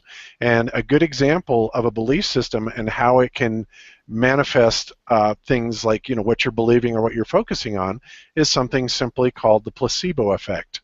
Okay, we've all heard about the placebo effect. It's basically where doctors will do a controlled study and they will give some patients medicine that is supposed to cure something, and they'll give other people sugar pills, and they will see, you know, the basic acceptance of it. But another big factor of placebo effect is the belief behind it. In other words, the doctor could give you sugar pills, and they've done this many times before, and they will say, well, you've got this little ailment, here, take this pill, absolutely is going to make you all better. And depending on the amount of trust and belief that the patient has in their doctor is directly commensurate to whether or not they're going to get well or better, or how fast they get well or better. So your belief system is huge behind this. So it's all about where you're putting that mental energy that is kind of the reality. And this will go back, and we'll take this back in a minute, to how it applies to the Earth, especially as a cellular structure and vibration and the general awakening of flat Earth. But I just wanted to throw that in there. Yeah, it's your friend Chuck. If if the first time that something lucky had happened to him, he'd said, "Oh man, I'm a lucky guy. Lucky things happen to me," then that would have been his life. Instead, the first time somebody cut him up, he thought, "Oh man, I don't like being cut up," and boom, sent that wave out, and there you go. That's what the world brought him. So it's the old thoughts are things. yes, well they People are. always say that, and they are. Yes. Believe It's it or magical not. thinking. I mean, I don't know if Antonio wants to move on to magic at this point, but certainly magical thinking was something we discussed the other night. Well, when we don't understand something, we call it divine or magical, or we have a range of words that we use to explain that there isn't any scientific knowledge. Or one thing I wanted to bring up is that there's quite a lot of talk about scientism. It's like, yeah, physics is this thing based on faith, but biology, chemistry, there are other realms in science that are completely bona fide. So I think when we talk about scientism, it's mainly the theory based. So we have biology, everything's bona fide. The theory part of it is the evolution bit. You know, with physics, we have things that are verified, and the theory part of it is the theoretical physics. So it's the theory part of the sciences that I think we should just laugh at. I genuinely think that we should listen to what they say and just laugh. You know, just otherwise it can cause you to feel a little bit dark. You know, so just laugh it off. Say, yeah, sure, we're spinning through space, and yeah. So Before we leave this subject, though, sorry, Antonio, it's a really cracking point, and you're absolutely right. But Bob mentioned about the placebo effect, and I know GeoShift did a fairly recent video, which was about the reverse placebo effect. Did you see that, Bob? Absolutely, I did, and I was actually going to comment on that, but you're right. The reverse placebo effect that he was talking about essentially is people will come down with cancer from smoking cigarettes, mostly because of the fact they're reading the side of that cigarette package that says, "Warning, the Surgeon General, a person of authority, has determined that smoking can cause cancer, yada, yada, yada, and all these other problems," right? So when people buy into this, again, it manifests. Another very similar thing to that is when they have breast cancer awareness weeks, and they go hot and heavy in the media, and they advertise it. Well, statistically, isn't this strange, but statistically, during those particular times where they're running these campaigns, pink ribbon campaigns, you know, battle against breast cancer and whatnot, they will have a much higher incidence of diagnosed breast cancer. Amazing. So many things like that they will tell you that all this stuff is bad for you, and when you buy into it, you absolutely make it for real. Now, tobacco in and of itself does not cause cancer. One could argue that the tobacco itself is fine, but it's the additives and the chemicals and stuff like that that could facilitate the cancer. May or may not be true, but one thing we know about tobacco smoking and stuff like that is that the native Indians smoked tobacco. Many cultures have smoked tobacco, never had any problems with cancer. In fact, mostly because they had never even heard of it before. This cancer is something that, you know, ever since the invention of the term or the diagnosis of the disease, and it became so highly publicized, all of a sudden it reaches epidemic proportions because we're being bombarded with that information. This will give you cancer, that'll give you cancer, asbestos gives you cancer, you work in this industry, it gives you cancer, yada, yada, yada, yada.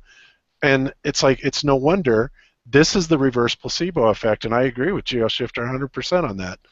It's like we're creating cancer by talking about how things give us cancer. yes, the Native Americans who lived their relationship with nature versus their relationship with identity. Their identity was intrinsically linked to nature, and ours isn't. Our identity is usually intrinsically linked to what we do, our function in society. I'm an artist, and you know, this person's an engineer, and that's what we link it to. Now, the way they interacted with the world would be one where if they saw a horse with a tumor, they would watch this horse. They would watch what this horse ate. And if there was ever a person with a tumor, they would go and get those same leaves that that horse was eating, that all the other horses were not eating, they would collect those leaves and make a tea out of it, and that's Essiac. This is the Ednacacea tea. Then, it's just by looking at nature. So I'm thinking the Native Americans simply thought animals know what they need, and that's what they do. And then the world reflected that to them. It could have been the case that these plants didn't have the similar effect on a human body, but it turned out that maybe they molded it, so who knows? But the truth is that by taking observations of the world, if we look at how we interact with people and how people respond to things and how we respond to things, we can make things much better in an individual basis. And like Bob said before, the karma has this knock-on effect. You will give somebody else a good vibe. That person will give somebody else, like you were saying, Patricia. If what you did with the coffee, buying the drink for the guy behind, if that had this knock-on effect, it's not so difficult. I think it just takes more people to do the same. We see Could it be going on right now. Yeah, and it could. about the horse with the tumor eating leaves, there could be a negative person with a negative view who sees the horse eating those leaves and says to himself, boy, those leaves that horse likes, that's why that horse has that tumor. Yes. So you Yes. got to be careful of how you look at things. Yes. Yep. Another thing that's really interesting about that also, guys, is one of G. Edward Griffin's famous talks, besides the Federal Reserve System, which is outstanding, he did another talk called A World Without Cancer. Mm-hmm. And what he found, what he was basically saying is that there are certain cultures, like the Hunsikans, that essentially have never even had cancer in their culture whatsoever. And he goes on to document that basically one of the reasons that they don't have cancer is because they eat foods that are high in nitrillicides. Now, nitrillicides come from vitamin B17, which has several names. Laetrile is a purified form of it. Amygdalin is another type of vitamin B17, which is high in nitrillicides. Apple seeds, apricot seeds are high in nitrillicides. So he's saying basically that cultures that are doing this have a very low incidence of cancers. What he also said is that, like dogs, for example, or animals will eat certain grasses when they're not feeling well, which are high in this B17 or nitrillicides, Laetrile, amygdalin, whatever you want to call it, and that this is one of the things that not only cures them, but keeps them from coming down with cancers and stuff like that. So it's very interesting that you'd mentioned that. So I just wanted to throw that in there. I'm wondering whether at some stage a puppy had it taught to them by the parent, or if it's in the dog collective unconscious. How do they know to eat these? They Like might the be monkeys knowing how to open coconuts, and then on another island far away, the other monkeys learn how to do it. Mm-hmm. Instinctive.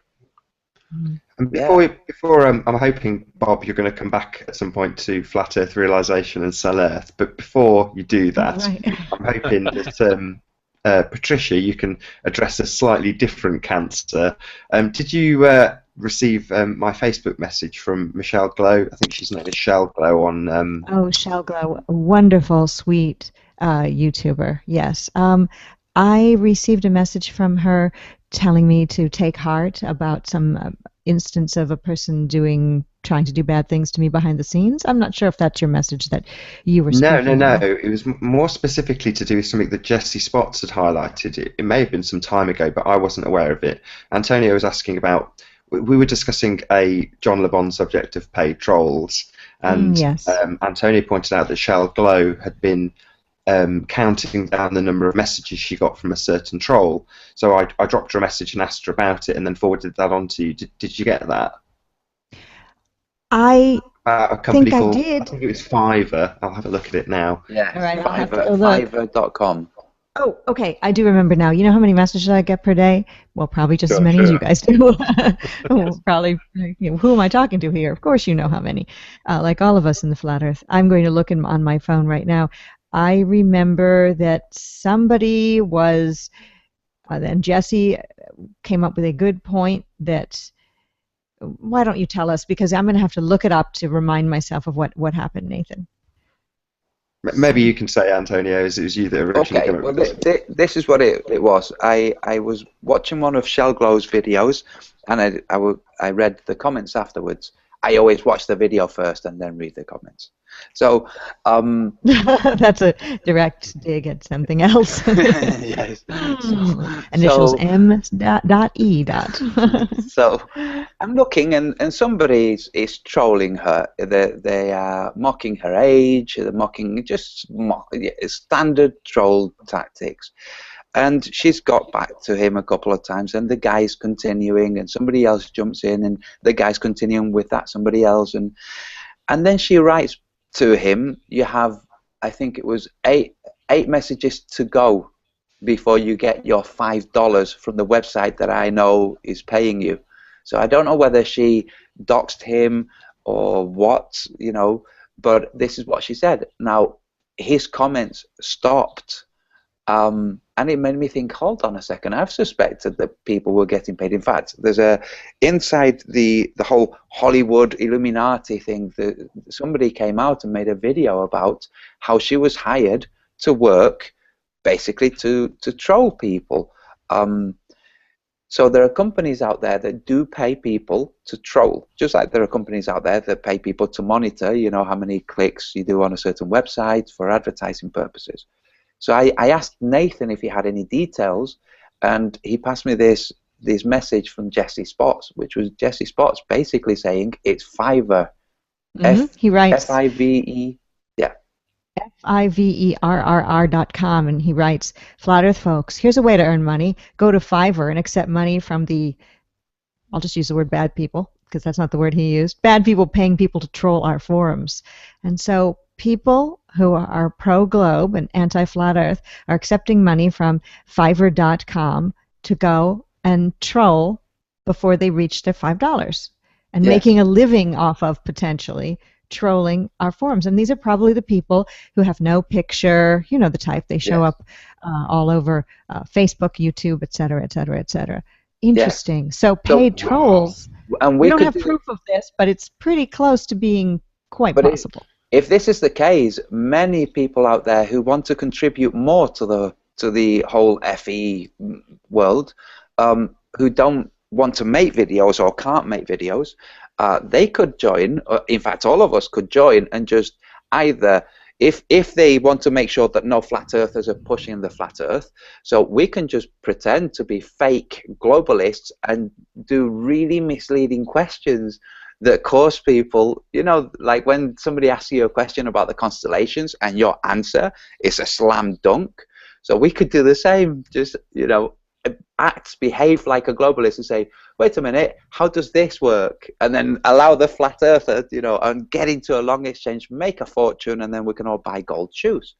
Yes, exactly. And we all need gold shoes. Yes. Yeah, this is an interesting point, actually, because this is something where Bob and I think, disagree, because initially I viewed it exactly like that. I thought I'll leave the troll comments because it's my opportunity to address their flat earth questions and on occasion learn something from the trolls. So if they have more global information than I do, in the case of satellites when I first started making videos, they definitely had more information than I did.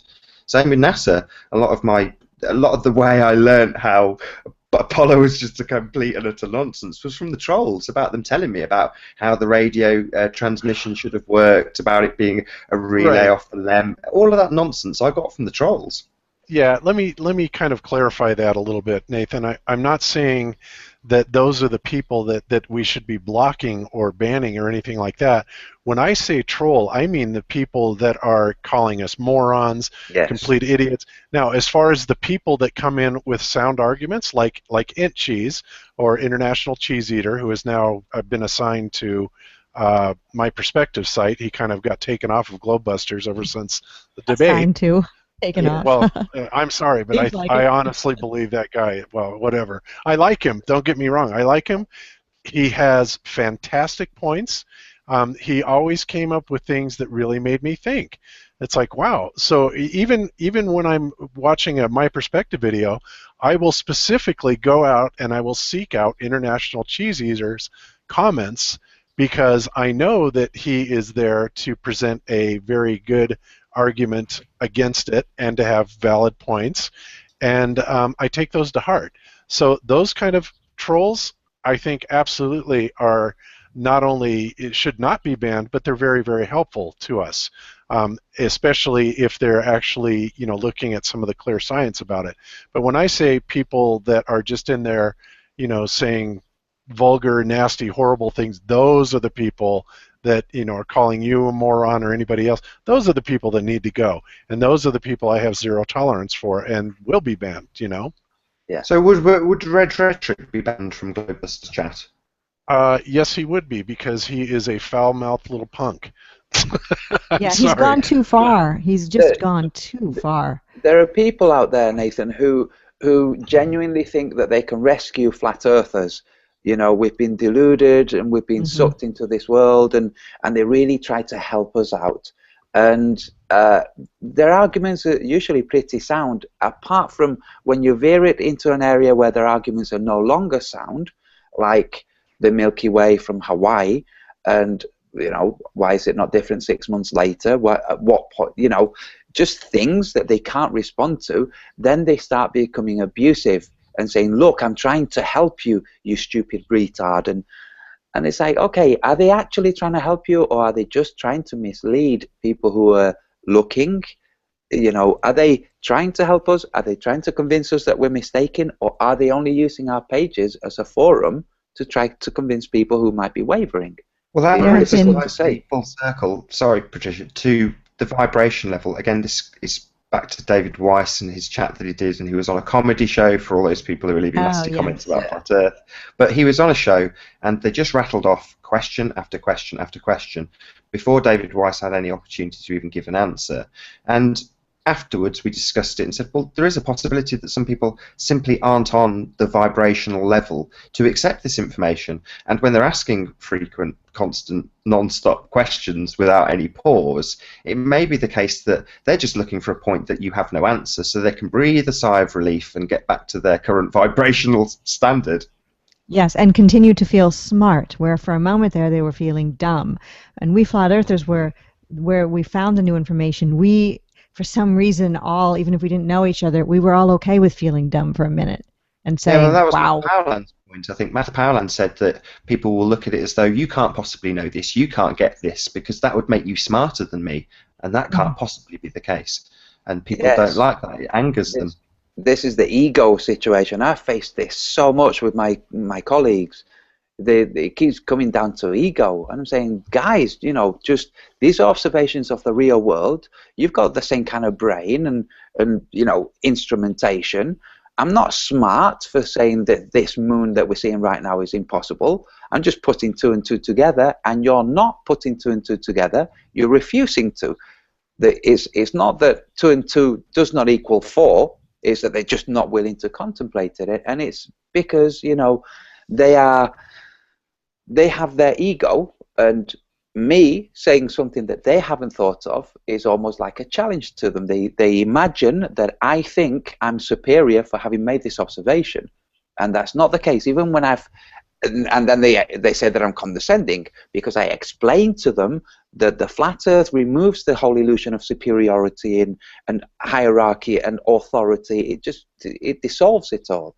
So when I flat Earth gives you the opportunity to have realization. Yeah, but this is when I explain to them that every human being who has a mind can make observations that are valid.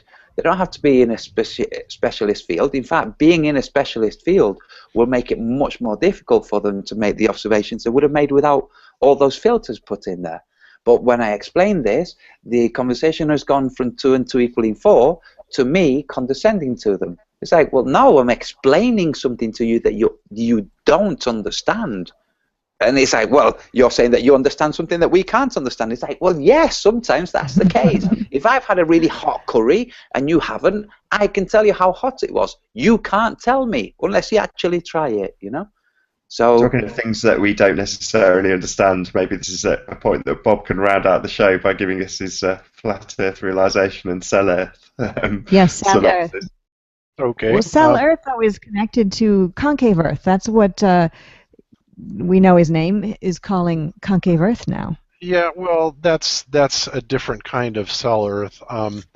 that he's talking about. When I am drawing this analogy, I'm talking about a literal biological cell.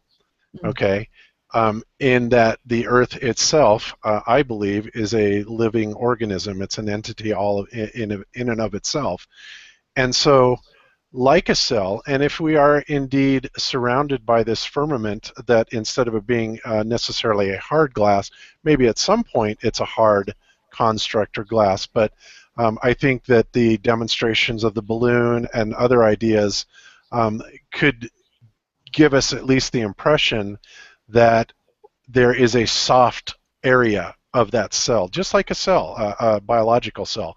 There's a soft membrane part to the cell. Okay, and cells have receptors. Okay, and these receptors basically take in information via enzymes and certain chemical mixtures, which cause the cell to literally morph its internal construct. In other words, it becomes very responsive to the input signals that are coming into it. So if we kind of apply that analogy on a macro level to the Earth itself, when you have the inhabitants of the planet that are becoming vibrationally higher and higher in frequency, and you have this kind of awakening going on. And this is something, by the way, that the Mayans prophesized, as well as many other cultures. They talk about an awakening. In Revelation, it's referred to as the revelation of divine knowledge, and also, where all the bad guys are essentially outed.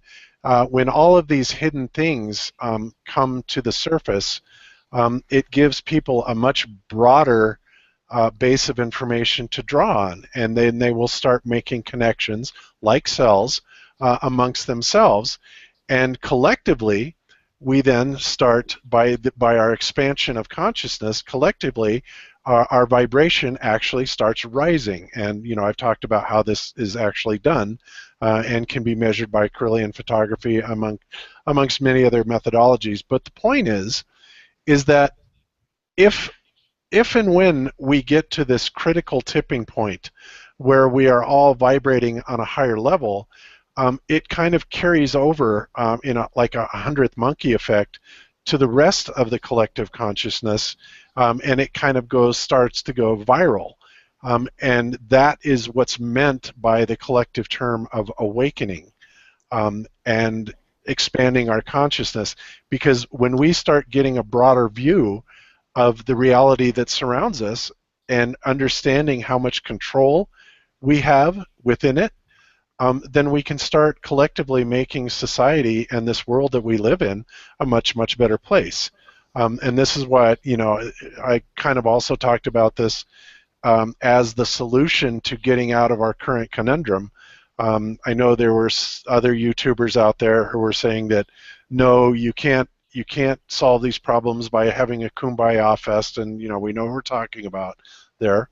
And I wasn't saying that at all, but what I am saying is that when we treat each other with more kindness, more understanding, we are more self-reflective, then each of us individually contributes to the larger whole of humanity. And there will be a tipping point, the straw that broke the camel's back, however you want to look at it. And when this happens, then more and more people are going to, wake up and realize, wow, we're the creators. We're the ones that really have the most influence on this earth, not these crazy, Illuminati people, the 1% that know all the tricks and have hidden everything from us. They do this for a very good reason, because they want to do everything they can possibly do to squash the rise of vibration and the expansion of consciousness and awareness. And this is what's going to solve the problems of the world. You can never solve the problems that are created from a lower vibration until you get to a higher vibration. Then the solutions become apparent. So yes, that's and absolutely. when people say you can't fix everything with a kumbaya attitude, actually that's almost entirely wrong.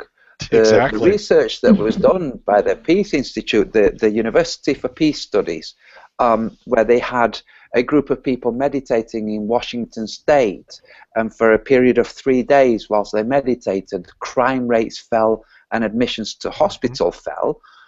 They weren't chanting Kumbaya, but they had this effect. Now, if they had been chanting Kumbaya, then the person who said you can't fix this by chanting Kumbaya would be proven false. So I propose that if anybody's listening that's at all associated with them, that when they're doing this meditation, that they have a tape playing Kumbaya, just, you know, to put it out there. Because the impact that a collective putting a thought out, an idea out, like thank you, like gratitude, like problems being resolved, when you put those ideas out there, the way the world responds, the world responds. This is the thing. The world does respond. It never has a deaf ear. It never doesn't have an interaction back.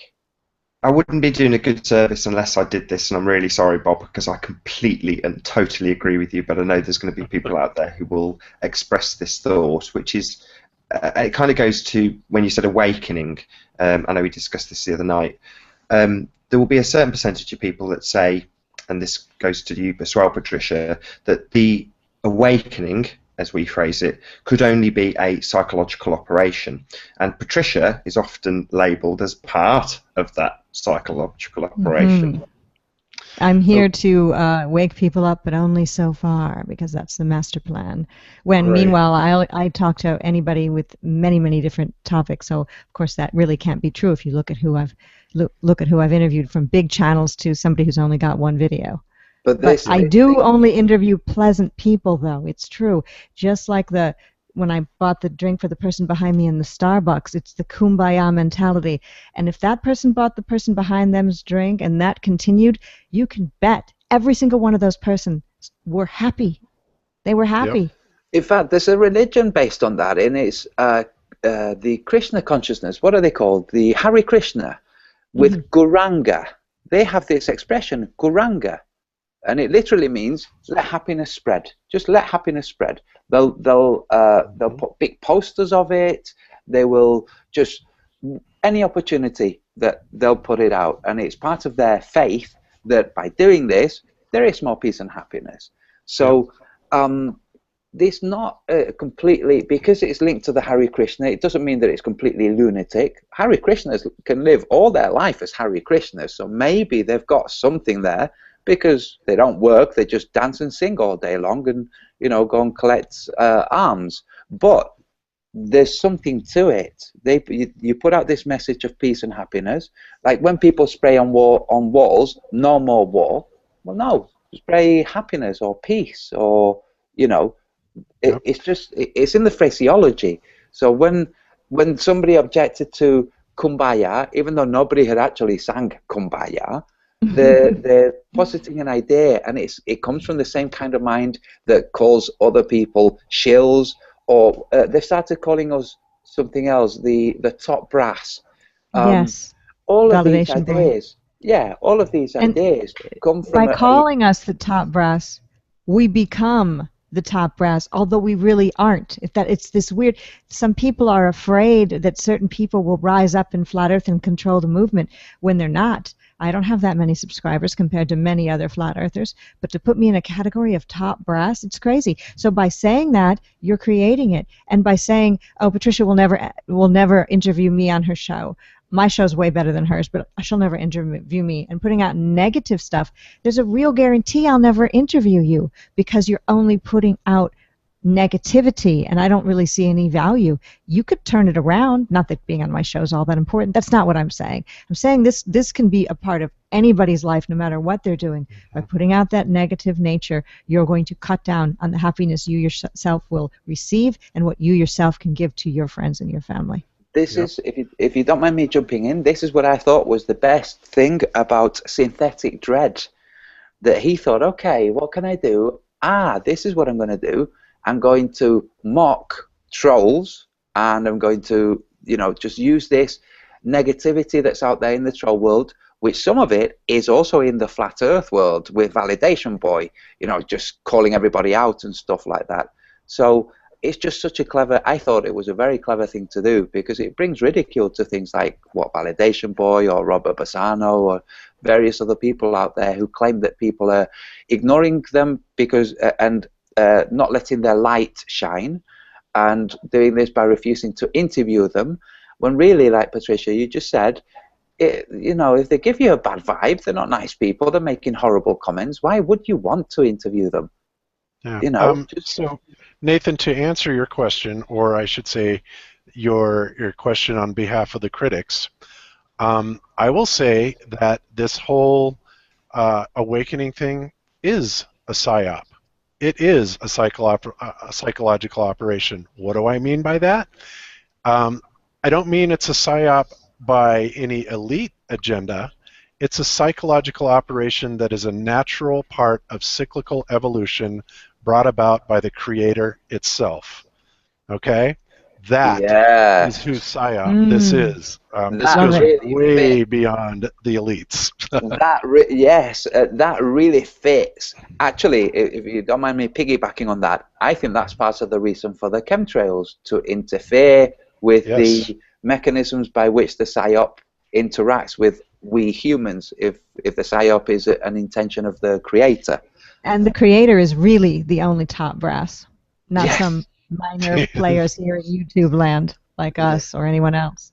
Yep. Yes. But we'll add to that it is, as I keep banging this drum, but it's about self-realization. It's about realizing our own abilities and realizing the power that we have within ourselves. And some people will see people like Patricia taking control of that power and utilizing it, and see it as something evil, and that kind of bugs me. Maybe this is a question for everybody. How do we make people realize that, be it a psyop that's a glorious one, or what was the other word you used, an awakening, rather than a psyop that's somehow come from the CIA? Exactly. How it makes you feel in your heart. That's how I know. Yes, That's how I know. and also what would their intent be to undermine their own authority? It doesn't add up. But like we've mentioned several times, there are people out there who keep putting out the idea that it's a psyop, that people are against them, that they're not being valued, and that's exactly what the world is reflecting back on them. Maybe they should stop putting that out all the time, and they'll stop seeing it reflected. Mm-hmm. But with the power, Stop being Chuck in the van Yes. by the river. yes, everybody out there, exactly. Stop being Chuck. Everybody out there, like Martin Licky's in the chat. Martin is brilliant because he thought, you know what? What I can do is simply this, and he did this, and now he's got a load of followers, not following him because he's a leader. Lots of people who are interested in what he has to say. And there are many people out there in the chat and who'll watch this later who will think, I can contribute too. I'm contributing by making comments back to trolls, or I'm contributing by saying that was a great video, I really enjoyed that. They can contribute by making their own videos. They can contribute in whatever way they see fit. But it's this engaging with the phenomenon. We are arriving at a new consciousness where we're seeing interactions between individual humans as consciousness, remote, not linked to each other by telephone, having ideas that are coming from the same place. And this is helping us all conceptualize what those mechanisms are. We're all getting a little piece of this and a little piece of that that's describing the structure of what existence is. That's what this is all about, really, is finding the nature of existence. What created and how does it work? And, if we want to ask what for, that's an individual question. But that's basically what we're doing. We're looking at how things have been led astray and how things really are and how things can get back to or maybe onto an original good track, the track where there's no more cataclysms that wipe off humanity, where they have to go back to the caves. Yep, very well So said. just those simple things that we're after. Is there any last final points before we wrap the show up, guys? Anything any of you wanted to cover that we haven't already? I know there's just probably a wanna say million this- things. Chemtrails came up for one. There's a bunch of YouTubers who've been around a while, but many don't know them yet, that are really fun, really positive, really interesting. I think they're called the Twindians. They're twin Native American women. They have a good channel. It's really positive. They're cooking food and dancing outside barefoot in the cold with their dogs around and talking about flat Earth. And there's Jazz Sinclair. There's Lori Gale. Can anybody name a few others? What I'm saying is that I really don't contact these people and they don't contact me, but when I watch their videos, they're doing flat Earth their way, spreading love, spreading happiness, kumbaya, if you will, but also giving real information and how they feel, how it makes them feel, and then other people see that and connect with it, and it builds on itself. They get more followers, and they're not doing really anything. They're not showing a PowerPoint presentation and may not be doing experiments. Maybe they will. It's like Mr. Flat Taxi Rainbow Chemtrails, just to see him walking around with this boombox in the street singing, and it just makes you think, yeah, this is what this is all about. And it's a great thrilling feeling. And so those YouTubers are people I contact. And not because I'm the top brass making decisions about who will be popular and who will be not. It has nothing to do with that. I just look with a discerning eye like we all have, and Nathan, you do the same, and you think they would make an interesting person to talk to, and I have them on my show, and then what happens after that, who knows? They could get 1,000 followers, or they could get unsubscribed by all of their followers. Who really knows? It's up to them and what they do with what they have and who they are, but they're putting out something that's saying, like the bottle of water with the word love written on it. That's what they're putting out, and when you turn their video on, that is what you feel. Yep. Yes. My neighbor Melissa Fade to Black is another person like that. Yes. I was trying to think. And I watched her first video today. Yes, brilliant. Yeah, I like her story about when she was needing just some help. And she found the woman came up to her and asked her if she needed God or something. I just watched that today. It's brilliant. Yeah, it sent chills down my back. Yes. Yeah, nothing fancy or anything like that, but it's from the heart. And you know, like for example, she speaks from the heart, and she has kind of a dry, funky sense of humor, a little like Jaron, actually. They remind me of each other in a lot of ways. And so it's that kind of stuff that I'm attracted to, because I like people that are speaking from the heart. You can tell that they're not, making up a bunch of BS for ratings or views or anything like that. They're just real, genuine people. And those are the kind of people that I'm drawn towards. So I understand totally what you're saying, Patricia. Were you comparing it to Jaronism or your son? Jaron of Jaronism. Yes. In his funky sense of humor, or either. Yeah, my son's very funny also. And this goes back to what I was saying about people out there contributing with comments but not with content. If you're happy with comments, brilliant. If you think you'd like to see what it's like to maybe show your face, or maybe just show a video but your voice, then do that. You will get trolls, but you will get, thanks to people like Patricia and Nathan and others out there, me, will share your videos. You'll get a lot of support too. And eventually the trolls, we should have spoken about this, the trolls leap on newbies. We want to use that term. They just, there'll be one positive comment out of 12, 12 different channels will be saying you're a retard, you're a moron, blah, blah, blah, blah, blah. And eventually, if you don't give up after 3 months, 4 months, they just drop away. I get a troll comment maybe once a month. Before, it was 20 a day. So it does, pass away. And you can, like Bob said, you can just literally remove the comments, just delete them, don't respond to them. They will try to rattle you, to unbalance you, to make you agitated. That's their intent. Their intent is to make you unhappy and having any association with the flat earth with unhappiness. They want you to quit. That's the reason they're doing that. If you don't, you will just receive a lot of support, especially if you're a nice person. If you're a horrible piece of work, then, maybe don't make videos, I don't know. But if you're horrible, you're not going to get, if you're horrible, you're not going to get a lot of people who are positive endorsing what you're saying. You're going to get a lot of people who are really bitter about the world endorsing what. And they they'll don't be dragging you down into a circle, most likely right. as well. Mm-hmm. And people like that aren't necessarily paid shills.